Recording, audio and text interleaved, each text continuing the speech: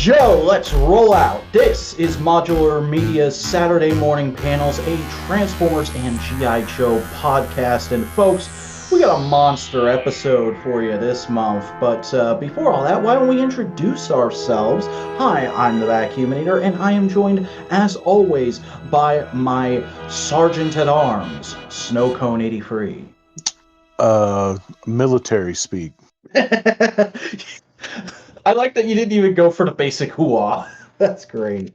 But no, folks, it has been a little over a month since we did the last episode. We actually delayed this by a week again because of a Hasbro fan stream that, honestly, I don't feel like it was worth delaying for.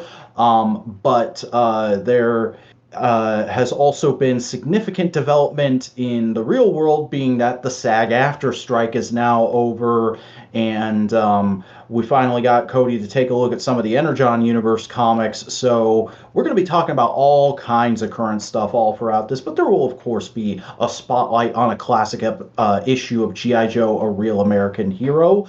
But before all that, please do the YouTube algorithm things. Engage, hit like, comment, subscribe, ring that bell in order to enable notifications to get every edition of the Saturday Morning Panels podcast delivered right to your subscription box, as well as all the other great shows that we do here at Modular Media. You can also follow us on Twitter at The Modular Media, on Bluesky at modularmedia.bsky.social, and on Tumblr at Modular Media. But that's all the plugging and tugging I gotta do for the start of the show. So Cody, do you want to get into the news? Sure. All right. Well, we're going to go ahead and start off back a little under a month ago. The first real significant bit of news, I would say, is the Transformers chunk of the Hasbro 1027 event, which is the thing they normally do a week or two after PulseCon as like, hey, 1027 is the address that Hasbro happens to be at. So here's a few extra little bits of news for you. Please enjoy. Also pre-orders. And at this event for Transformers, we got the official reveal of Legacy Commander Class Magmatron and collaborative. Oh, I'm forgetting what the character's name is, but it's the pizza van from Stranger Things as an Autobot. Also, we got a Hasbro reveal of the leader class. I'm forgetting what its name is. The fusion of Silverbolt and Air Razor, that character from Beast Wars. Still Silverbolt, right? I think it's one or the other. It is Silverbolt. There's another character that is fused with Air Razor to make this. This shows how little I know my Beast Wars lore, everybody. Cody, now that I've thoroughly embarrassed myself, you want to get into your thoughts on some of this stuff? I do have thoughts on the Stranger Things collab. Okay. Who asked? First off, I really want to know, because same, Stranger Things has gotten so many toys in the last few years, and I'm like, well, I know it's a popular show, but I don't think of it as like a show that would be popular with toy collectors. Well, I could see it being popular with toy collectors because it's like appealing to what I guess would be some of the adult collectors now, because like the kids are just like, if they were grown up now, they'd be just 40-ish, late 30s. But it's more of like, I could think of a million different ways of like, all right, so we have Transformers plus crossover and van mode. Let's see what franchise could that fit with. I don't know, a million other amazing ones, and then A-Team and the Punisher right off the top of my head. And then we can go to Pizza Van and be like, oh, TMNT, they're gonna do it eventually. I don't know why. There's a fucking TMNT X Naruto shirt in the box lunch store in the mall that I saw yesterday. Also, why the pizza van for Stranger Things? I would think you would make it Hopper's police truck. I know, and it could have been the they could have used the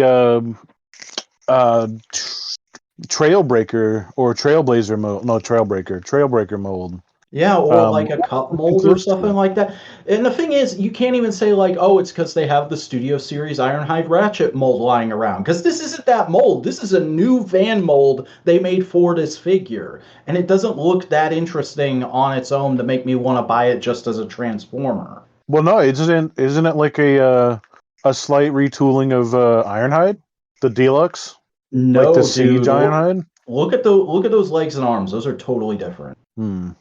It's like imagine if they did like a Beast Wars style thing, and they did one of the I don't even know what those character like creatures are called, Well, that's or the something other thing I for was going to Legend say or something. I don't is if you're know. not going to make it a vehicle, you could have made it like the Demogorgon or the Demo Dogs and have it be a Yeah, beast former. especially right now. It just I seems mean, I really can. lame and uninspired. Like it's and I hate the colors on it. Like I know it's accurate to the show, but the like yellow, the like custardy yellow they put on it looks gross on a Transformer. Oh, I'll tell you what. My real thought of this. I can't wait to not buy that and instead buy the Pablo figure that's coming out. The Wheeljack. Yeah, we'll talk about that in a little bit. Yeah. But all right, I guess we should say something about Magmatron. Oh, Um, I'm all down for that. Sorry, I forgot about oh, okay, Magnetron. okay.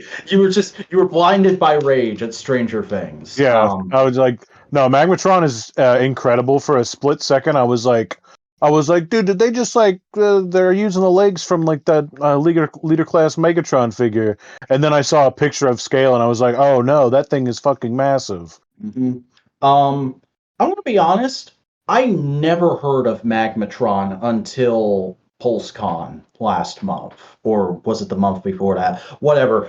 I had no idea who that character is, and when I saw him on the poster, I thought it was like, oh, some weird alternate Beast Wars Megatron I don't remember. And I had to get some toy knowledge put into my head, and like. I think it's a cool concept. It definitely looks like they put a lot of solid work into this figure, but I just have no attachment to it. And like I'm going through a period right now where I'm really reprioritizing my collecting and like getting it down to just stuff I really like or is adjacent enough that I can justify it. And this doesn't fall into those categories for me. It looks fantastic as an update to that original toy, but to me it's like, okay, cool. I don't have to spend like $90 on a commander this year, or at least for the next few months. Yeah, and I mean that's completely fair because it is and see, maybe even it might be a case of like, I don't know. I really don't know where the base is going to be on this. You know, if people are going to be buying it or not. Mhm. Um, I mean, I'd it is like a to think swing so, for the but fences. I do know that it's a popular character. Like people do like that toy. And it's funny that it has all three modes now. Yeah, Because they just revealed the Chimera mode today, and that's cool yeah, that they got that in there. yeah, I expected that they didn't because they didn't want to have to explain what it was. Because it essentially just looks like three animals like Well, it doing wasn't it. in You the know. initial reveal, and it's not in any of the promotional pics. I think Mark just posted a photo on Instagram like today or Yep. yesterday saying like, "Yeah, I can do it. Please stop bothering me." Um, it's just interesting in and of itself. But yeah, it might be on sale soon, Yeah, or in a couple months. You know, who knows? yeah. Um, so it might be worth it to wait in that respect. Um, but outside of that, I mean, I think it's definitely a impressive thing. Mm-hmm. But if the Beast Wars things, if that's not your thing, I don't blame you. Like I'd never really feel bad about that because in my mind, like the aesthetics of anything Transformers compared to just like a droplet of Beast Wars, like they kind of don't overlap too much. Now they kind of do, but early Beast Formers, like everything seems so organic. I don't blame you for not being down with what essentially could just be like if it wasn't called Transformers when it first came out, we would accept it as something completely separate anyways. Yeah. Like it could be like that. So And I it's mean, fine. like, it's not even like I dislike Beast Wars these days. It's just, it's one of those things where my budget and my space have now reached a point Yep. where I'm like, okay, if I'm going to get something, it's got to be something that's kind of directly targeted at my interests, and it's also got to be a really good toy on top of that. Like, I got rid of a couple of Legacy Armada figures the other day because I was like, you know what, these just aren't as fun to me as the originals, so I don't need them taking up space on a shelf. Which one did you get rid of? Megatron and Starscream. That's fair on Screamer at least. I do like my Megatron, but I don't think I'll I feel mean, like I parting of did them. consider keeping the Megatron just to see how he combines with Tidal Wave when that comes out, but is kind of like if I keep him now, he's just gonna sit in a drawer until that toy comes out. Yeah. And besides, he'll probably be on sale when it comes out, or Yeah. they'll do a re-release. Probably. He'll probably get repacked in a wave that comes out around the same time as Tidal Wave, now that I think about it. But Or what if he actually just comes with the Titan as a updated mold with his fucking minicon? that would be fucking nuts. Because everyone's But like, "Yo, how's he gonna combine? What if that figure doesn't really combine?" I mean, it's on the poster. They put him combined with Tidal Wave on the poster. No, I mean, what if this leader class figure doesn't combine with the Titan, but a different Armada They just Megatron? give us a little like minifigure of Megatron combined with Tidal Wave. Like here you go. We did it. Well, no. Like because like I was thinking, I'm like, man, what are they gonna do with like a full Titan scale like tidal wave, and then like the extra parts? Like maybe it does come with some of that stuff. I hope it at least comes with Leader One or whatever. Isn't it Leader One? That's Megatron's that's minicon. Megatron's minicon. I hope Tidal Wave comes with his minicon because one of my favorite things Ooh, true. about the old toy is that like his minicon can completely stow away in him like a jet in an aircraft carrier. Yeah. See, what I Um, what I want from that tidal wave figure was kind of what I feel like was missing from that Megatron figure. I do kind of want it to be a little bit of a playset. I want it to be a little yeah, bit more of a vehicles on a big old ship because that's what the fuck he is. He's three big old ships, as a matter of fact. yep, he's the Uh, biggest. so yeah. Um, but that's enough Transformers talk for now. Let's go ahead and get into what the G.I. Joe team showed at 1027, which is they didn't do like a any big new reveals per se of toys, but they did name only reveal two characters for the classified line, and they did an unboxing of a physical factory sample of the Vamp and announced that it was going up for pre-order that day. The name only reveals were really interesting though because we're getting the Iron Grenadier grunt figures, which is really exciting. It's one step closer towards getting that version of Destro, and freaking Raptor is getting a classified figure. I was really thrown when I saw that, but that is just so exciting because Raptor is one of those later wave GI Joe figures that is just insane and out there and a total comic book character, and I kind of love that they're doing it in this line. How you feeling about those choices? Um, I love because I wasn't familiar with Raptor at all myself, so I Hmm. looked him up, and whenever I saw that shit, I was like, oh yeah. I was like, I don't give a shit, bot. I don't care. That's. I could know nothing about it. That's so cool, and it's just gonna be another bird. I'm gonna have two birds, and I'm stoned. So um, but as far as the Iron Grenadier, it could go any way. Whichever version they give me is fine. I think the one that I want is not going to be the one that everybody else wants. So Yeah, they're probably gonna go with like just an update of the classic look. yeah, and I want an update of the 30th. Was it the 30th anniversary one where he's got like a super fucking massive gun and he's like a juggernaut essentially. He's got like a full size like it's not even like a mini gun or anything like that. It is like a big it's not even a 50 cal, it's bigger than that.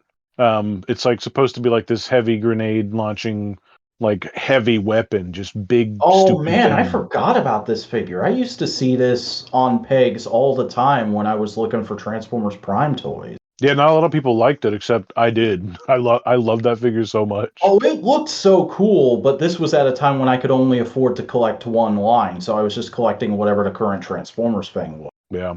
Oh man. Yeah, I would love to see an update to this. But an update to the classic one will be interesting as well. I think there's room for both. You know, they could come back and Hmm. do this as like a heavy armor Iron Grenadier. Yeah, I mean they could really just do whatever they want. I mean, when we look at Tunnel Snake and then Night Ops Tunnel Snake, and we've seen that we got that in the same year, I think they could really just do whatever the fuck they want. Like, Oh yeah. Speaking of which, the Vamp looks fucking phenomenal. Um, I was excited when I saw the render. Now I am full on hype. Give this to me now. Just so many little features and details. I didn't expect the winch to actually work. It's a great touch. And Clutch himself just looks like a solid little classified figure. Yeah, and man, I could just get lost in some of those details there because the ratchets on the turrets, the posability, like the sheer fucking like. They put actual suspension in the wheels.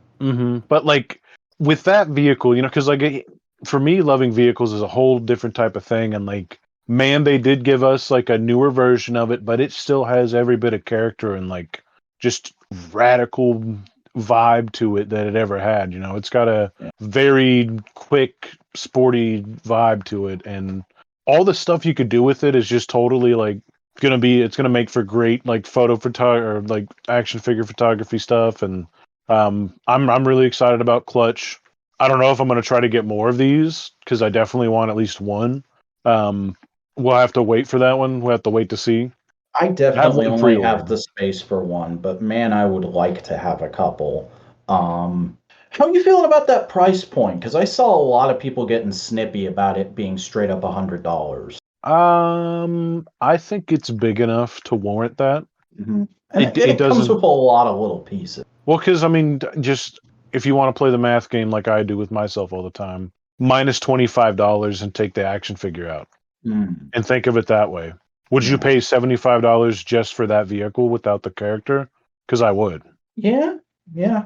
I mean, I was thinking the whole package would be 80. So I was thinking it was going to be somewhere between 80 and 125. So to see it fall right in the middle there, I'm like, yeah, that's fine. But, I was on a Facebook group, I think like a week after this stream happened, and somebody in there was like, "Oh, well, I remember the original Vamp being like $10 in stores. So this is 100% increase in price. That's insane." And I'm like, yeah, man, inflation exists. How about that? Well, that's not even that's stupid and like wrong for like a million different ways of thinking about it. Like, so yeah, well, this completely unrelated thing at a completely different time where there's probably like at least 20 different important factors that could have went into. I mean, just think about the different recessions and think about all the like how much did plastic cost at that time? How healthy was Hasbro in the toy market at that time? Cell phones weren't as popular then. Like, fuck off with every single dumbass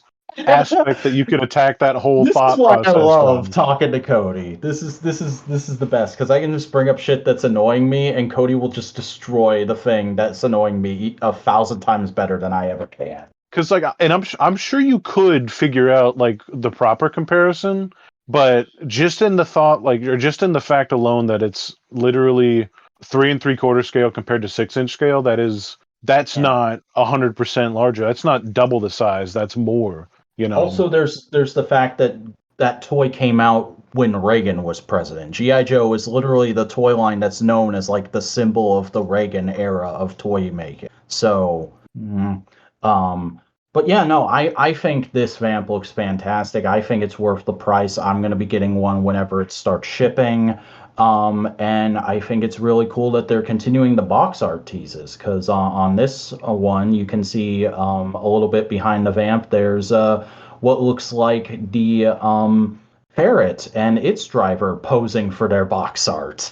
Yeah, I'm very excited for that. I was hoping and praying, and I mean, I guess there's no reason to hope anymore because we just We're getting know at this point. everything. At this Yeah, point, this we're line is going well enough. We're going to get everything at some point. man, I could, anyways.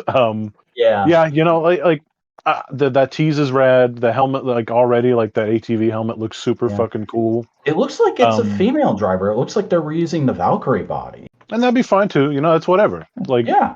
I mean, the um, the the ferret doesn't have an assigned driver. I don't think it came with a figure back in the day. So to see them taking the opportunity to reuse a mold and make a new character, assuming, is a cool thing in my opinion. yeah. One other side note though, just to double back to the vamp. I could picture an $80 vamp versus this $100 package. And if you think about it in like aspect of like Takara or something like that, of like the two different Transformer sides, this feels like it would be the premium paint job to the $80 Vamp release already. Like it feels like a proper price for what they have thought out to do there. But yes, I just wanted to make that a side note. That's totally fair. Um, but yeah, that was it for 1027. We got some more reveals at London MCM, but they were also carried over into the next Transformers fan stream, which happened on the 14th. So we're just going to kind of talk about everything they showed at that in order. And they kicked off by showing us the Transformers Reactivate toys, which have been leaking left and right for the last couple weeks. But there's one they got to show us completely brand new. Um, but I always enjoy seeing the designers talk about the toys in their own words, and it's interesting seeing them talk about these figures for a game we've barely seen anything for yet, because clearly they've seen a lot more than we have, but you also know they're probably going off of concept art, so I wonder how accurate these are really going to be. And like I was saying earlier, I'm restricting myself more and more to stuff that's just specifically targeted at me, so it's like I don't have a real horse in this race as to whether or not these are good toys, but I'm also looking at them and going like, even if I was just willing to buy anything Transformers right now, there's only one of these that kind of looks appealing to me, and it's a character I've already got a bunch of figures of. The Um, Prime. yeah, the Prime looks great. He reminds me a lot of that third party toy from a few years ago, Striker Manus. Oh yeah. But yeah, it's a really good Prime. It's very movie meets G1, but in a smoothed out kind of charming way.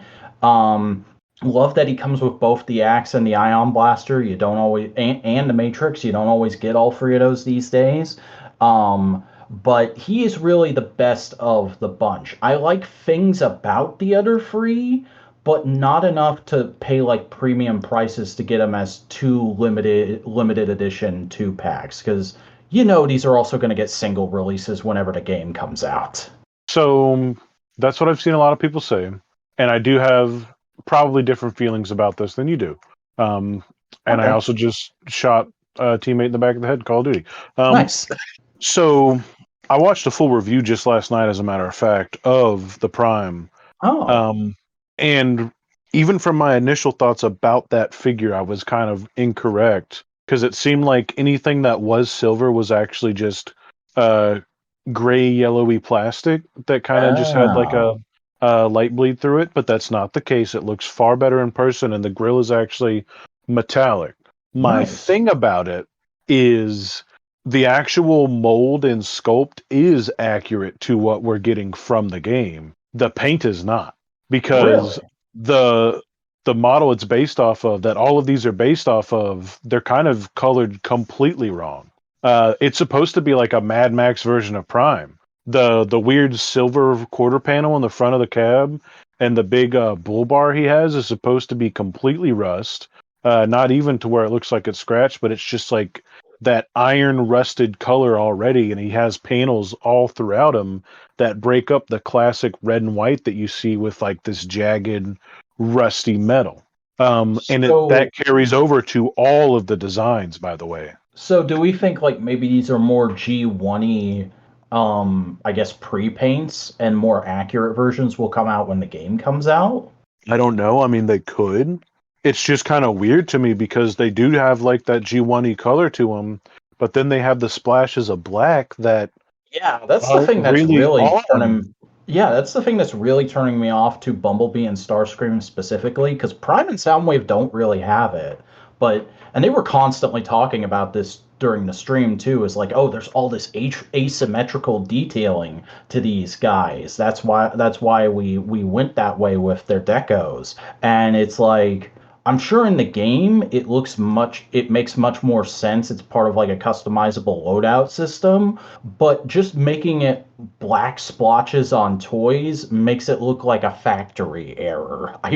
I really don't like how Starscream looks in particular. He looks like parts of him aren't finished. See, I do actually like how Starscream looks with that splash of black. I just do kind of want to see if we're going to get a more rusty Mad Max paint scheme to these, because then I'd probably be more down with that. I think as figures, I think they're all going to be good. Bumblebee looks fantastic. Um, I really, really, really want to see the more accurate to the game paint job, because while I do like the yellow and black and the colors that they've chosen for that yellow and black give it a very race car, rally car feel. It also is kind of in some weird spots. Like, and I'm being hyper picky with this shit because uh, I guess I can because I already do have a few Bumblebees, but I do want that figure. Um, so I don't know. I'll probably end up getting all four of these if they do release them, or if it leaks that they're going to release them some more, like with individual releases. I might hesitate, but even still, I'm going to kind of keep it as let me see some more and see what happens, because I don't even know what's happening with Reactivate. And when you see the box screenshots, like it's most certainly still not really like the finished version of the game that they're taking those screenshots from. Yeah, it looks like concept art. Yeah. I'm kind of Um, scared about the game, as a matter of fact, because I know that it's going to, like, Splash Damage made one of my most enjoyed games on the 360. So I know that they are a competent development team. I just think that the game has gone through a bunch of changes. yeah, I mean, it used And to be called, wasn't it Transformer Shine originally or something like that? I don't think that, but it did have a couple different names. But Hmm. I think the naming might be less implicating a complete change in direction.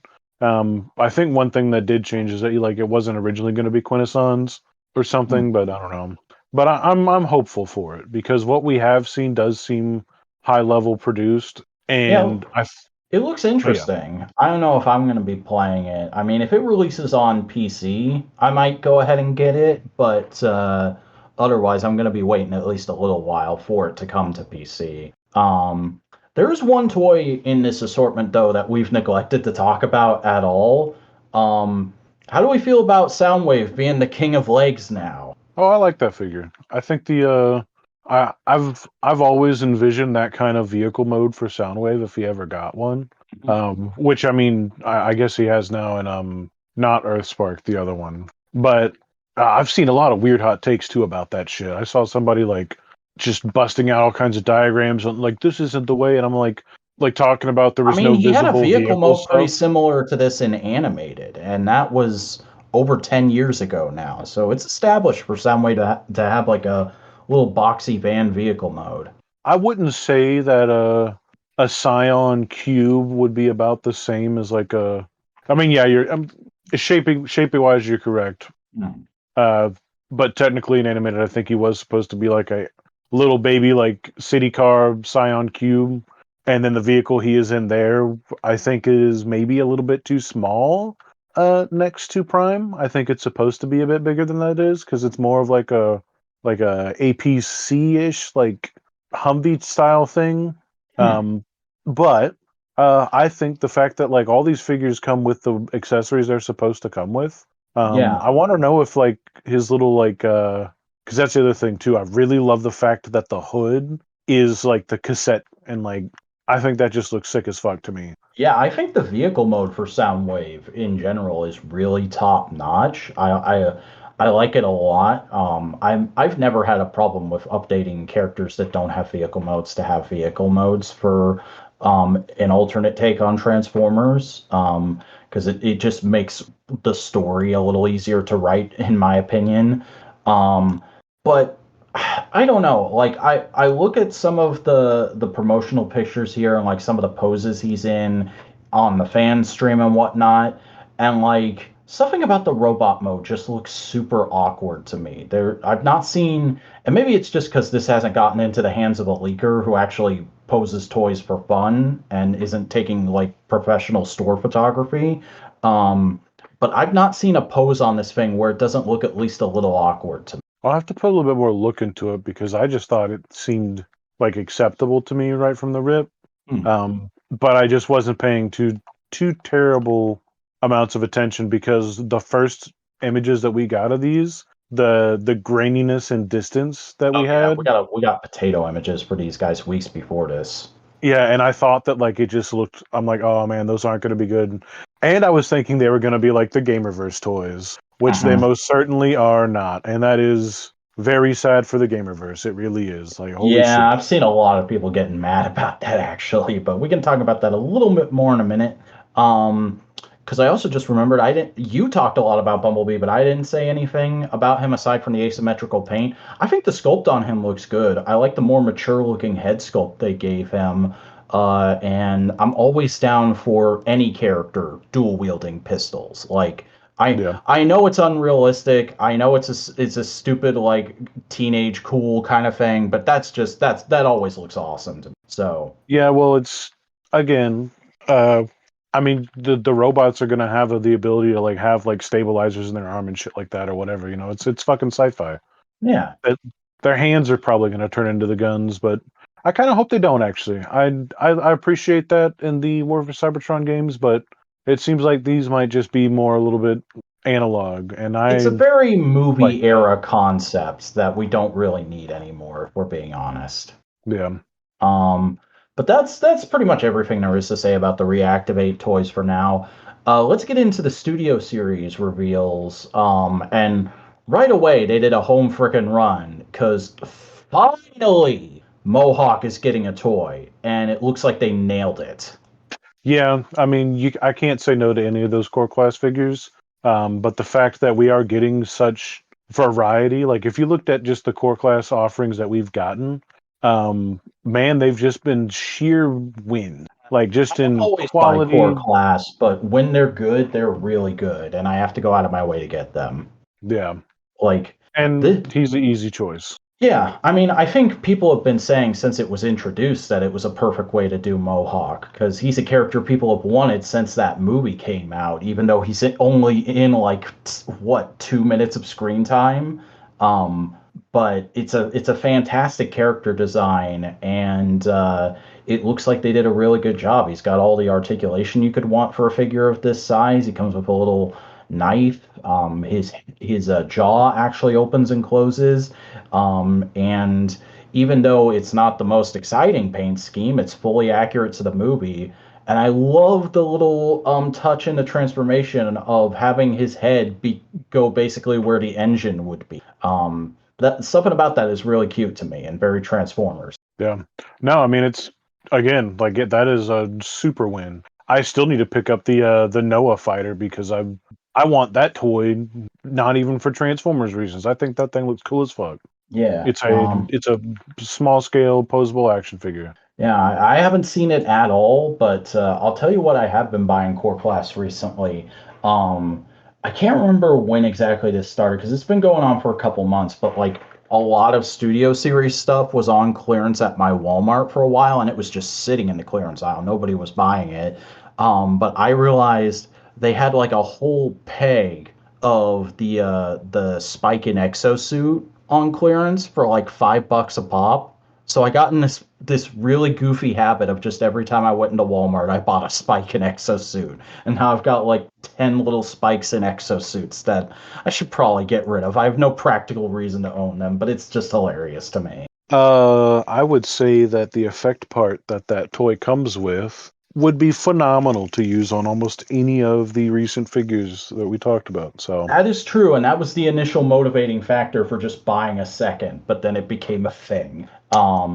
do you have one of the primes of the trailers because you could always just pose them standing around and like being like little like scientists or like repair people or something like that Ooh, teamed up there's an with the idea. Autobots. They're There's not an all idea. spies. I like that. I might have to make that happen. But you know what is happening?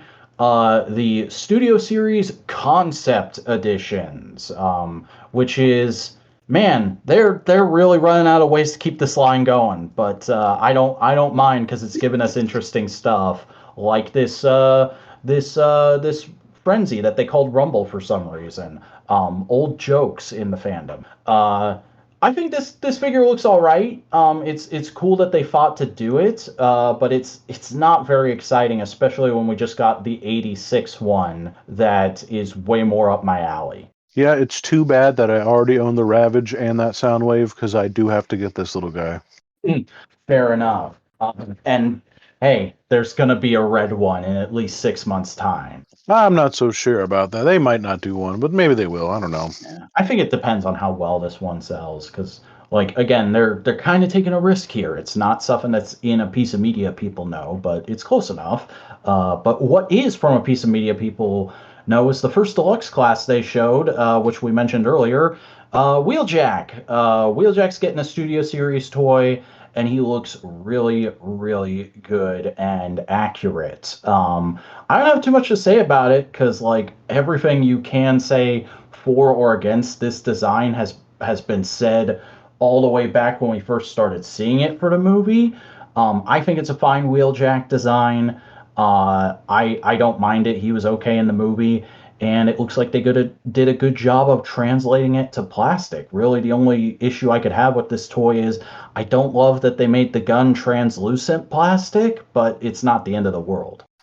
True that about the gun, but you can't always like. I probably already have a gun that would look just as fine in his hand.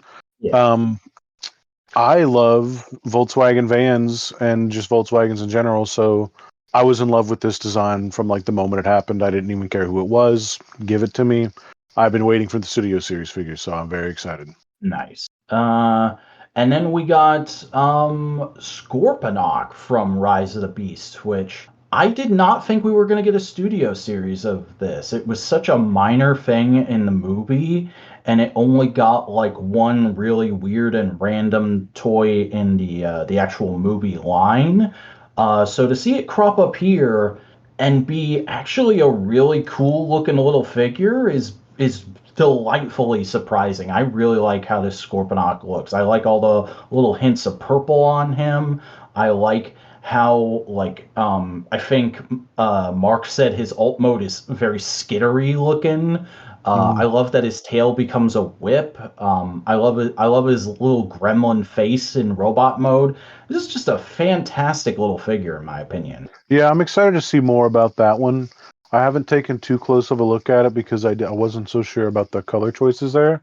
Um, but I like seeing stuff like this. And strangely enough, it seems like I always end up picking up like sound waves, shock waves, and I do have quite a few Scorponok's, like different ones. I have two versions of like the Cyberverse or whatever. Uh, no, not that. That's Robots in Disguise. I have two versions of the Robots in Disguise one. Hmm. Um, one of those is, I think, a Toys R Us exclusive, and that's sad. Um, so I'll probably do it off of principle, especially if I see it on sale. You know, I'm gonna keep my eye out on this one, very much so. Yeah, it's like I said with Mohawk. I'm not collecting a lot of movie stuff right now, but that just kind of popped out at me. It's like, man, that looks like a neat little way. I'd like to get my hands on it. Tell you what, I wouldn't like to get my hands on though, either of these Voyagers, because this Voyager wave is a huge swing and a miss in my opinion. Because first up, you have the third use of the 86 Retgar mode as or mold as scrap heap, another random Junkion they just created for the line. Which this mold is really good. It's probably the best G1 Retgar toy we're ever gonna get officially, but the other remold of it has been shelf warming like crazy. Like to the point where you can find this in Ollie's, Ross, Walmart, and Target right now. So to see them doing a third version of it is like, guys, what are you doing? Do you not get market research at Hasbro? It's a Yeah. weird choice. I've also seen some weird racial things, which I guess I've mainly just seen people outing themselves. But Oh, I had not heard any of this. That does not sound fun. yeah, there was a whole like Facebook discourse over the fact that the figure that we got in hand and the concept art, the figure had a darker paint on his face, and they're like they tried to make him black, and it's like, one, why are who fucking cares? Two, who fucking cares? But also three, it's a robot. Yeah, I was gonna say it's a fucking robot from space. Why do you care what color its face is? Well, because I think he's white because everybody's got to be representative of me personally because it's me that's watching it, nobody else, right? That's how it works. When's it going to be our turn? Sir, you have had 2,000 turns at this point. Um, yeah, I stopped buying those guys personally because I liked the other Junkions we got far more. Hmm. And See, I got Retgar when he came out because I was excited to have a movie accurate Retgar because that's one of my favorite sequences in the movie. But then I was fully happy to skip the other one. Uh, God, I can't even remember its name to the point I'm calling it the other one. I was fully happy to skip it until I ran into it at a Ross and I was like, oh, this toy for $5? Yeah, sure, I'll buy a bike for my Zorana. oh yeah, easy, you know. Mhm. And see, that's the other like attractiveness about those is they are kind of roughly that scale. They're also scaled to let the regular Transformers sit on them as well. Yeah. Um, and that's kind of why I don't like them is because I personal pet peeve of mine to see that much of a scale difference on a bike versus a other thing. But I guess it technically is in scale to the movie. I don't know, dude. How contrarian am I trying to be right now? Who fucking cares? I'd probably pick it up for $5 easy too. So Yeah. But I tell you what I wouldn't pick up at all ever is this fucking Starscream. Oh my god. The gamer edition, I assume it's based off of War for Cybertron, Starscream. This fucking toy has been a saga for me over the last couple of weeks because this toy leaked out early from this stream. Um I don't know if you saw this at all, Cody, but there was an in-person sighting before this thing had leaked from like a foreign leaker or been revealed officially at all. We knew it was coming because of a leak listing, but we had not seen any pictures of it until a random toy store here in the US got it in. And do you want to take a guess what that random toy store was? was it Toy Federation? It was my local toy store, Toy Federation. That's Um, insane. yeah, they just randomly got two cases of this Voyager wave a full week and a half before the span stream happened. And I went there and I talked to the guy who runs the store, and he's like, "Yeah, I don't even know how I got those. I have an account with Hasbro, and I guess they just sent it to me because it was the next thing coming down the pipeline, but." I didn't order that specifically. I had no idea that was coming, but modern Transformers sell fairly well for me, so I tend to just take whatever they offer me. But yeah, he got, and I think Starscream is the one that's heavily packed in this case. So he got, I want to say he had 6 or 8 of them, and he sold through them all in a day. And it's kind of crazy because it's not even that good looking of a toy. um, I mean, it looks like it has solid articulation and the transformation's probably fun, but man, that fucking cockpit. Not even the cockpit, man. It's like, for one, I thought that figure was a deluxe when it leaked, and I thought it was rough for a deluxe, and I couldn't really figure it out because like you compare it to the other ones, and I tried not to be as hard, like breakdown right when it showed up, like that was rough, and I was like, I don't even want to pre-order that one. I think I did initially pre-order all of them, and then unpre-ordered them the same day after I realized what they were missing in a lot of ways. And man, this one is just like I hope they do something different for any more of them. I don't know if they're Yeah. like this. If the other Gamerverse toys from that universe were like this, I don't want them. I mean, I haven't bought any of them yet, but I've been watching reviews, and so far it seems like the only good one is the Optimus. And even then, it's got like a couple weird things about it. Like this whole line, it seems very well intentioned, but it is really missing the mark. I mean, this Starscream in particular, like I was looking at it on the stream, and I was just like, man, the deluxe from almost 10 years ago now legitimately looks like a better toy. I never laid hands on that toy because I was very budgetarily restricted at the time. I don't even think I was working back then. But yeah, it looks like a big awkward oaf of a thing that's not really accurate to the game. Of course, the big glaring thing is just that chest, which they say it's to accommodate the transformation. They couldn't figure out another way to make the transformation work without having the head go into the cockpit. But I'm like, well, clearly somebody figured out another way to do it 10 years ago. Why didn't you go fucking look at that toy and try and apply it to this one? And I get it. I don't have a fucking engineering degree. I don't know what they're looking at behind the scenes, but it's just frustrating to have a clear example of a better toy from 10 years ago and then this thing which costs like 3 times as much as that toy did. Or still does, maybe. Mm-hmm. There's got to be some weird restrictions on that line for, like, because they're worse than the Studio Series figures by themselves. Yeah. They just are. The I Prime is almost good wonder if it looking, might but just be that they don't have enough access to art assets. Because I remember back during the first stream where they were showing that whole first wave of these, they said like, oh, because High Moon's not around anymore, they didn't have anybody to go to for like game art and whatnot. So I think it was Evan had to actually boot up his old Xbox and start taking screenshots of the game. I mean, even still, you could still look up like base it off of the original trailer. Like, I don't know. Yeah, I just I do not care for this guy at all. I mean, like as a figure, maybe he's decent to mess around with, but visually, he does nothing for me. His legs look a little too stumpy and awkward. His chest is all wrong. The alt mode, like I know it's accurate to the game, but I hate those tiny wings. It's the one thing on this toy that's accurate to the game.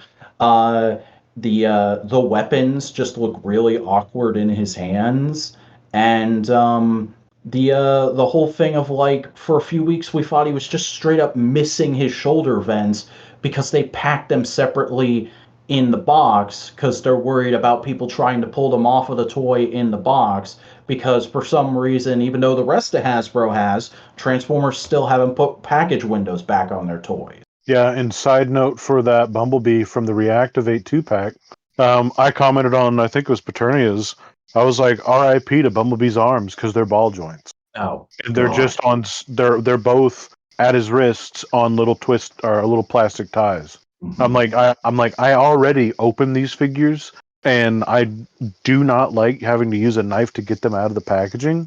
So I'll usually just flex them out of them because you could almost every time figure out a way to just, without even stressing the rubber band or the figure, like rotate it out of its packaging that way once you open the box. So in that way, like I could easily just see you just put 2 fingers in there, pop the ball joint, and pull his arms out.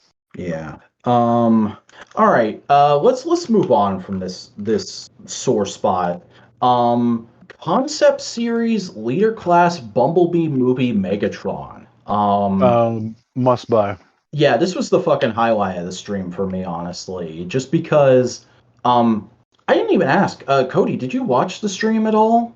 I watched. I've pretty much seen most of it. I watched like a lot of clips. Hmm. Saw all the posts, and then watched the Transformer, like the main bit of that part. I Yeah, because was this.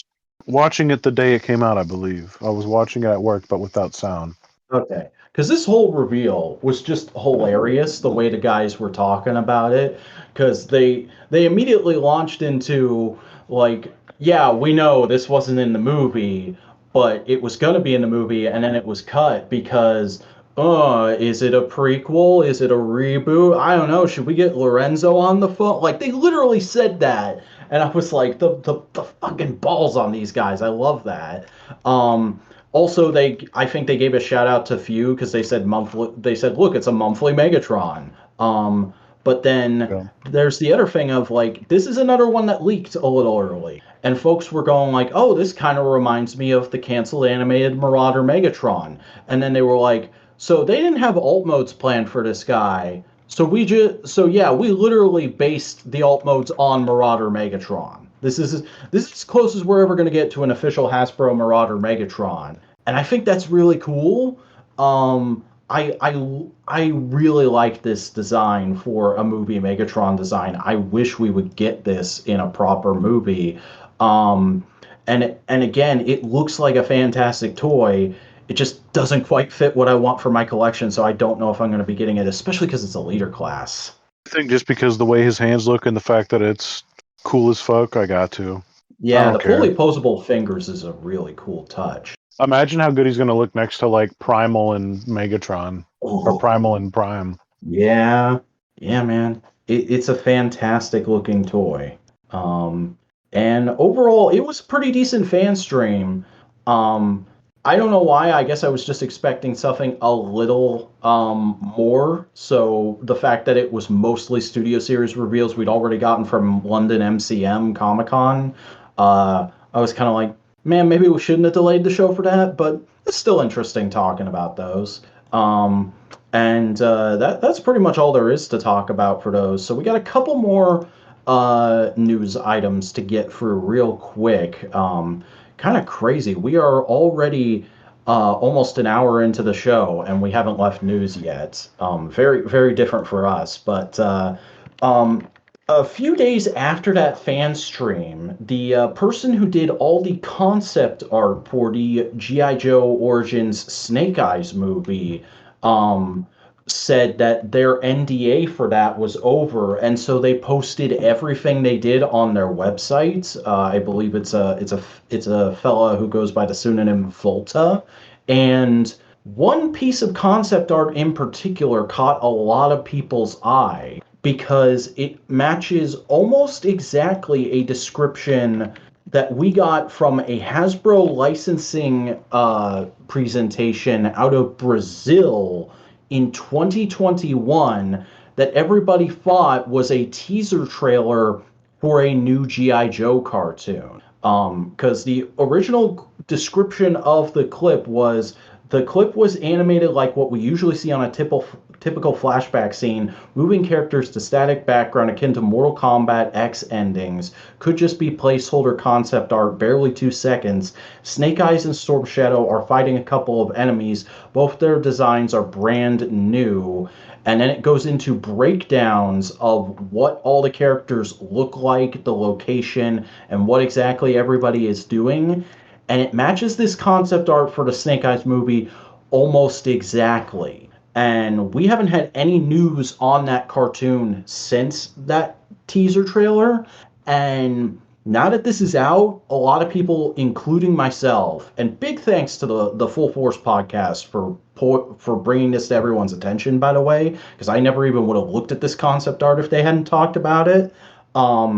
But it seems as if that being shown at the licensing meeting was more of a like, hey, would any of you like to make a G.I. Joe cartoon? Here's what that could look like using this concept art, rather than we are making a G.I. Joe cartoon, here's what it's going to look like, which is a little disappointing. But at the same time, I feel like things have changed so much with G.I. Joe in the time since the Snake Eyes movie came out that if you did something that's basically a cartoon based on that movie now, it would feel really weird and it would probably not get a second season.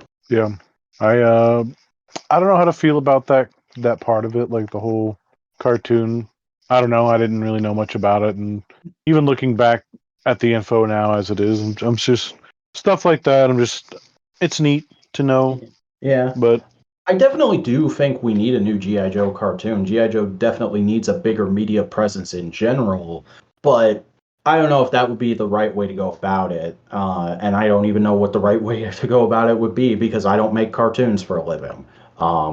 All I know is right now for G.I. Joe, it's pretty much classified series, the comics, and the Snake Eyes video game that's in early development right now. So who knows what all is going to happen with that? If we're getting another movie that crosses over with what the Transformers movies are doing, if we're getting a cartoon, I don't know. But I would like to hear about stuffing on it. yeah, um, I could just easily see Hasbro being like, it's a little too difficult to try to sell a military-based cartoon right now coming right out of America. So, maybe we just won't see that for a little while. Yeah, it's unfortunate, but it is what it is. Let's go ahead and move on to something that's a little more fun, which is that we got some leaked listings in the last week, November 10th to be exact. And we don't normally talk about leak listings here, but these are kind of interesting, and and the leak listings now are so far out, I doubt we'll see these getting revealed for a while. So these all come from the Walmart system, I believe, because one of them appears to be part of the next Walmart capsule line, which we've had listings for before. We and they've been hinting at that in the fan streams that they're doing something with pirates, and the only pirate faction in Transformers is the Star Seekers. And there are leak listings for TRA, Gen, Legacy, Star Seekers, and then character name now. I believe there have been ones for characters like Slipstream and Lockdown. I remember hearing going around a few months ago. But now we've got a new one, which is an actual pirate character. Cannonball is apparently going to be a part of this subline, which is really cool because that's a character that's only ever had one toy, and I don't think has ever had a media appearance unless it was like in the background of an IDW content comic. Um, I can't say I'm personally excited for the toy because that's one I didn't have back in the day and I didn't hear about until years later. I did, however, have the red alert that it's a repaint of, and that was one of my favorite childhood toys, one I've been meaning to rebuy for years, but every time I get the itch, I don't have the money for it. Um, so to hear that there might be a legacy one on the way out of this cannonball, or this cannonball is going to be out of it, one way or another, it'll be the same mold. It's kind of exciting for me. How are you feeling about the news of the new cannonball, Cody? The color scheme on that toy made me an immediate fan back in the day. Hmm. Uh, that toy also I felt is a cool Red Alert, but I like the Armada version of the Red Alert more than I do this one. I I'm very much excited. Just I'm hoping it's going to be very faithful and it keeps the play pattern with the interchangeable tools. That'd be very easy to do, and Oh that'd be very yeah, it's so simple to just translate that to the 5 millimeter port system right now. yeah.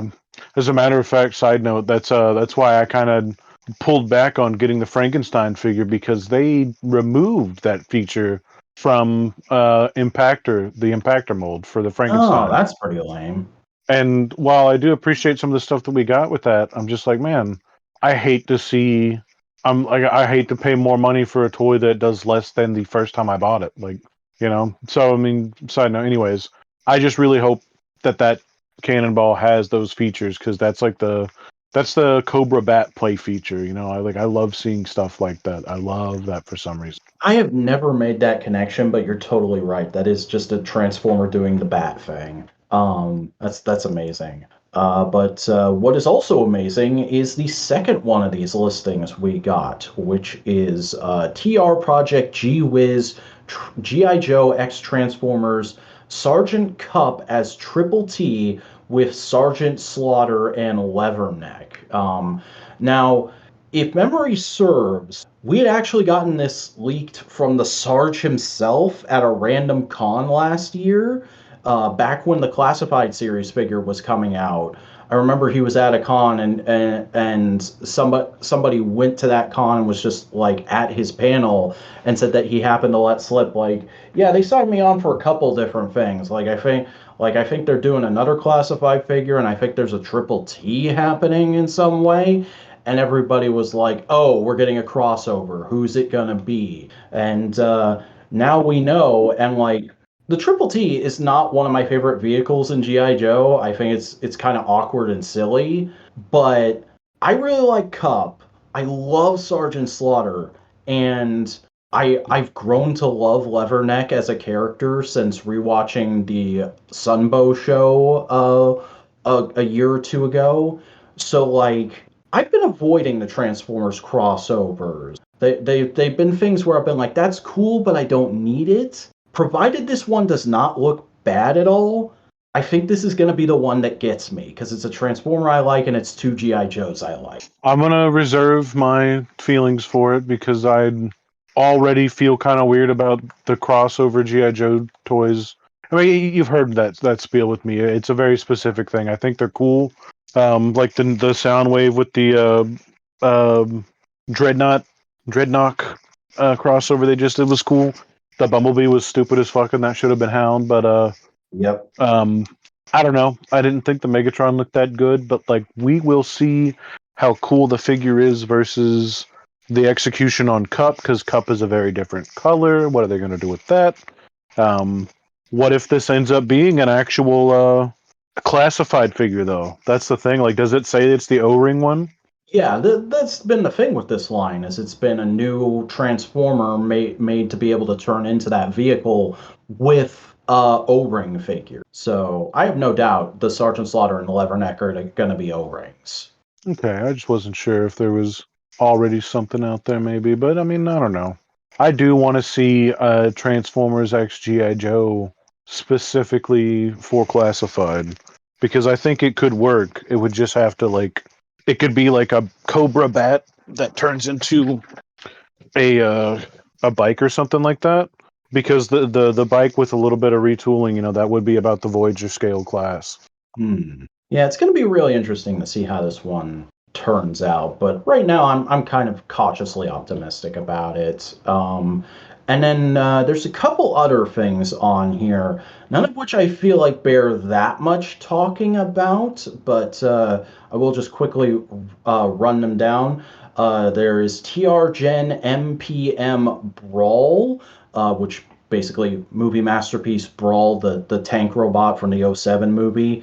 TRGen Pecan DTC Dino King, probably a box set of all those core class Dinobots redone as Dino King, as we've all been expecting to happen for a long time.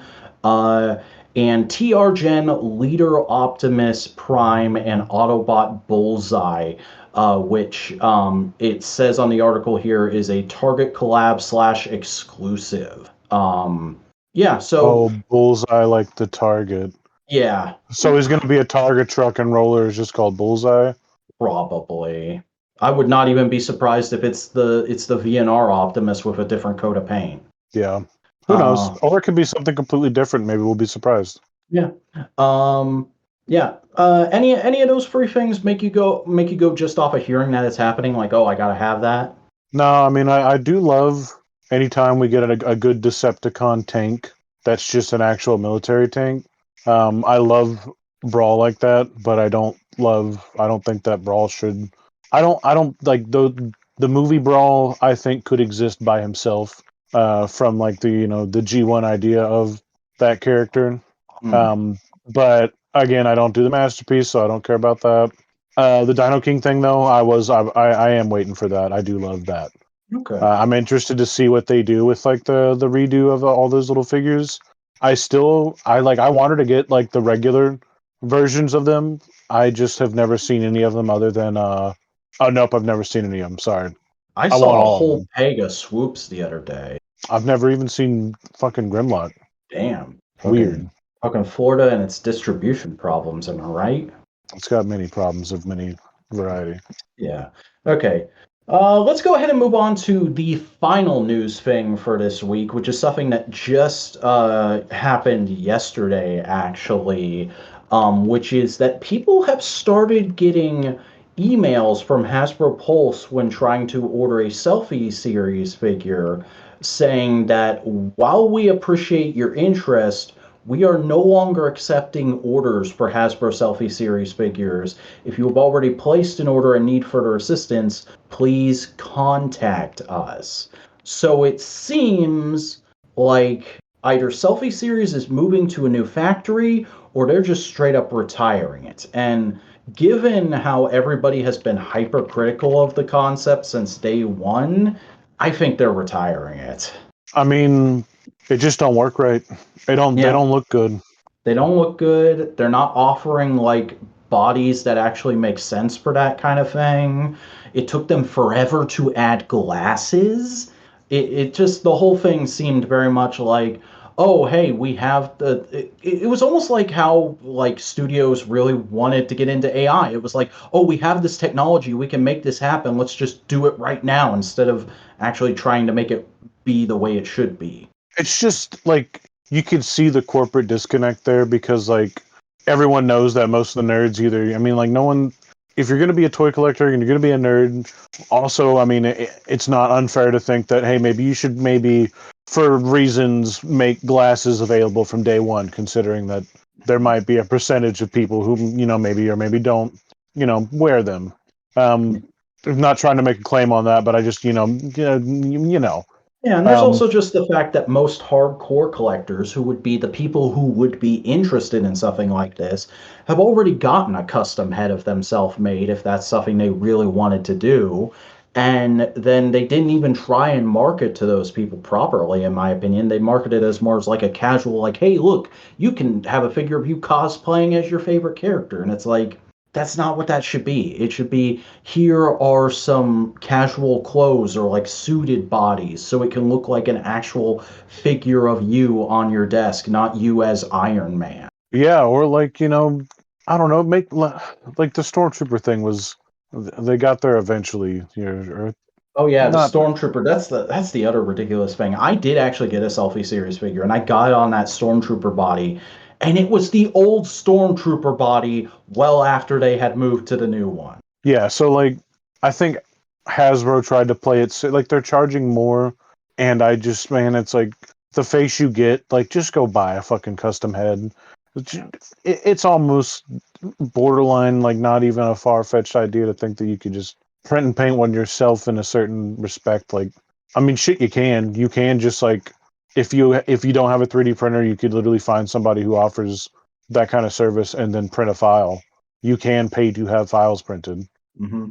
The technology is there. I think the only thing that's stopping people is just the impetus to do it, and that's kind of why I got one. Was I was like, oh, they're when they first introduced it, they were like, for a limited time only, you can get it for $20 less, and I was like, well, that's about the same as I would pay to get a custom person to do it, and like I trust Hasbro to have this product at me by a certain time, whereas I don't know anyone I would commission, so let's go ahead and do this, and then I mean, we have it on video, you and me reacting to that thing. It looked nothing like me to a hilarious degree. Yeah, and it's like, I don't know, man. It's maybe they just didn't realize their care, like the fan base. It kind of just immediately, and I'm really like, you get the gist of what I'm saying. Like it Yeah. alienated a lot of people, a lot of different type, like people with facial hair, people with like certain types of hair, anything that comes off of a character, like.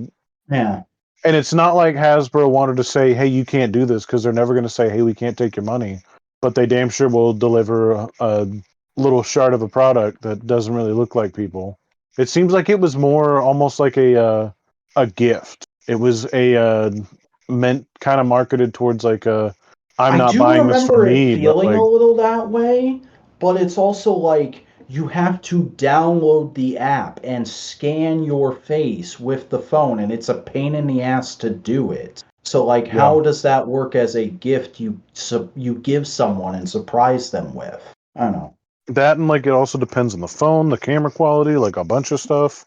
Yeah.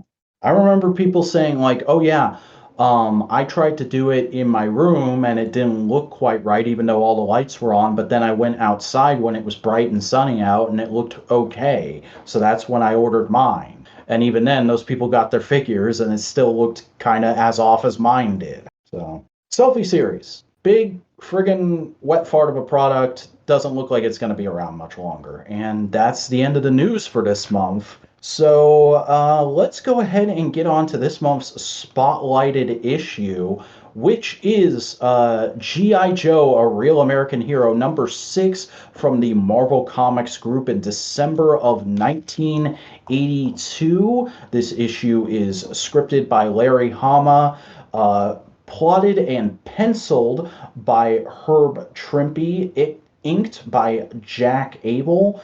Uh, Lettered by Jim Novak, colored by Christy Shelley, I think is how you pronounce that. That's a weird spelling of it. Uh, with Tom DeFalco as editor and Jim Shooter as editor and chief. Snowcone, how did you feel about this issue of the classic G.I. Joe comic? I love this interesting military style uh, science. It felt like a 1970s science novel with some Hmm. military flair in it, just because of a lot of the aesthetics they had going on in it. It was neat. I like the cover art a lot, for sure. Yeah, the Uh, cover's great. It just feels like we're kind of getting more and more into the meat and potatoes of like it's like, yep, this is it. This it feels kind of like the last issue. It didn't. I don't know. It's like we're still a little bit outside of what like the main type of GI Joe stuff we know. Hmm. So it's just I don't know. I more have like funny observations about like the vehicle that they Yeah, the used. the TRV, which Or is a vehicle I don't think ever appears anywhere else in GI Joe, and looks like a bizarre Mars rover of a thing. I think it was RTV, the rough terrain vehicle. Yeah, yeah, it is. I just got to the panel where Hawk is introducing it. Um, it is like I don't dislike it, but it looks so unrealistic. Even if it were to be a toy, I don't see how it could hold together because of how like loosely connected some parts are. Oh yeah, and that's just like it's the funny like 70s 60s sci-fi style of like where you'd see a robot and like or like you'd see a UFO like a 50s UFO and its landing gear is like infinitely expanding giant feet that just come out of the bottom of it or something. It's got that vibe whenever the whole thing lifts up and looks out over like a little canopy thing and it's like a scissor lift style like design. It's also weird that they had to like build it the way they did. Yeah, I have an interesting theory about that. That kind of feels like um, if you know anything about like the Willys Jeep and how that originally shipped, the Willys Jeep would ship in a box to the bases, um, and you'd sit there and open it and build it, right from the rip. And they could airdrop those too, but that was like it wasn't the intended like nature to like airdrop those in like the from factory mode that I understand to make it like you boots on the ground, build the vehicle and then go. Um, so it's very strange to see like something so massive, and they fucking brought like the whole point of them bringing this was to have it, but then they also still bring like a fucking uh, damn, I'm forgetting the I think it's a vamp. I think they yeah literally the bring a vamp. vamp. Yeah, they bring a Um, vamp. It was cool to see them lift it up and then fight the October Guard and another yeah. not normal vehicle. And that's the other thing is like this is the introduction of the October Guard. I think this is the first time they appear in any GI Joe fiction. Um, and man, are they a product of their time, huh? Yeah. There's some awkwardness to this issue with them, and like the fact that this whole issue takes place in Afghanistan, and there's an Afghani character they meet briefly, and I wouldn't say he's like horribly datedly racist, but he's a little awkward. It's a little awkward. Yeah, I mean, you will find stuff like that time to time in old, uh, especially like American things, I reckon. Yeah. Things were just worse. I don't know.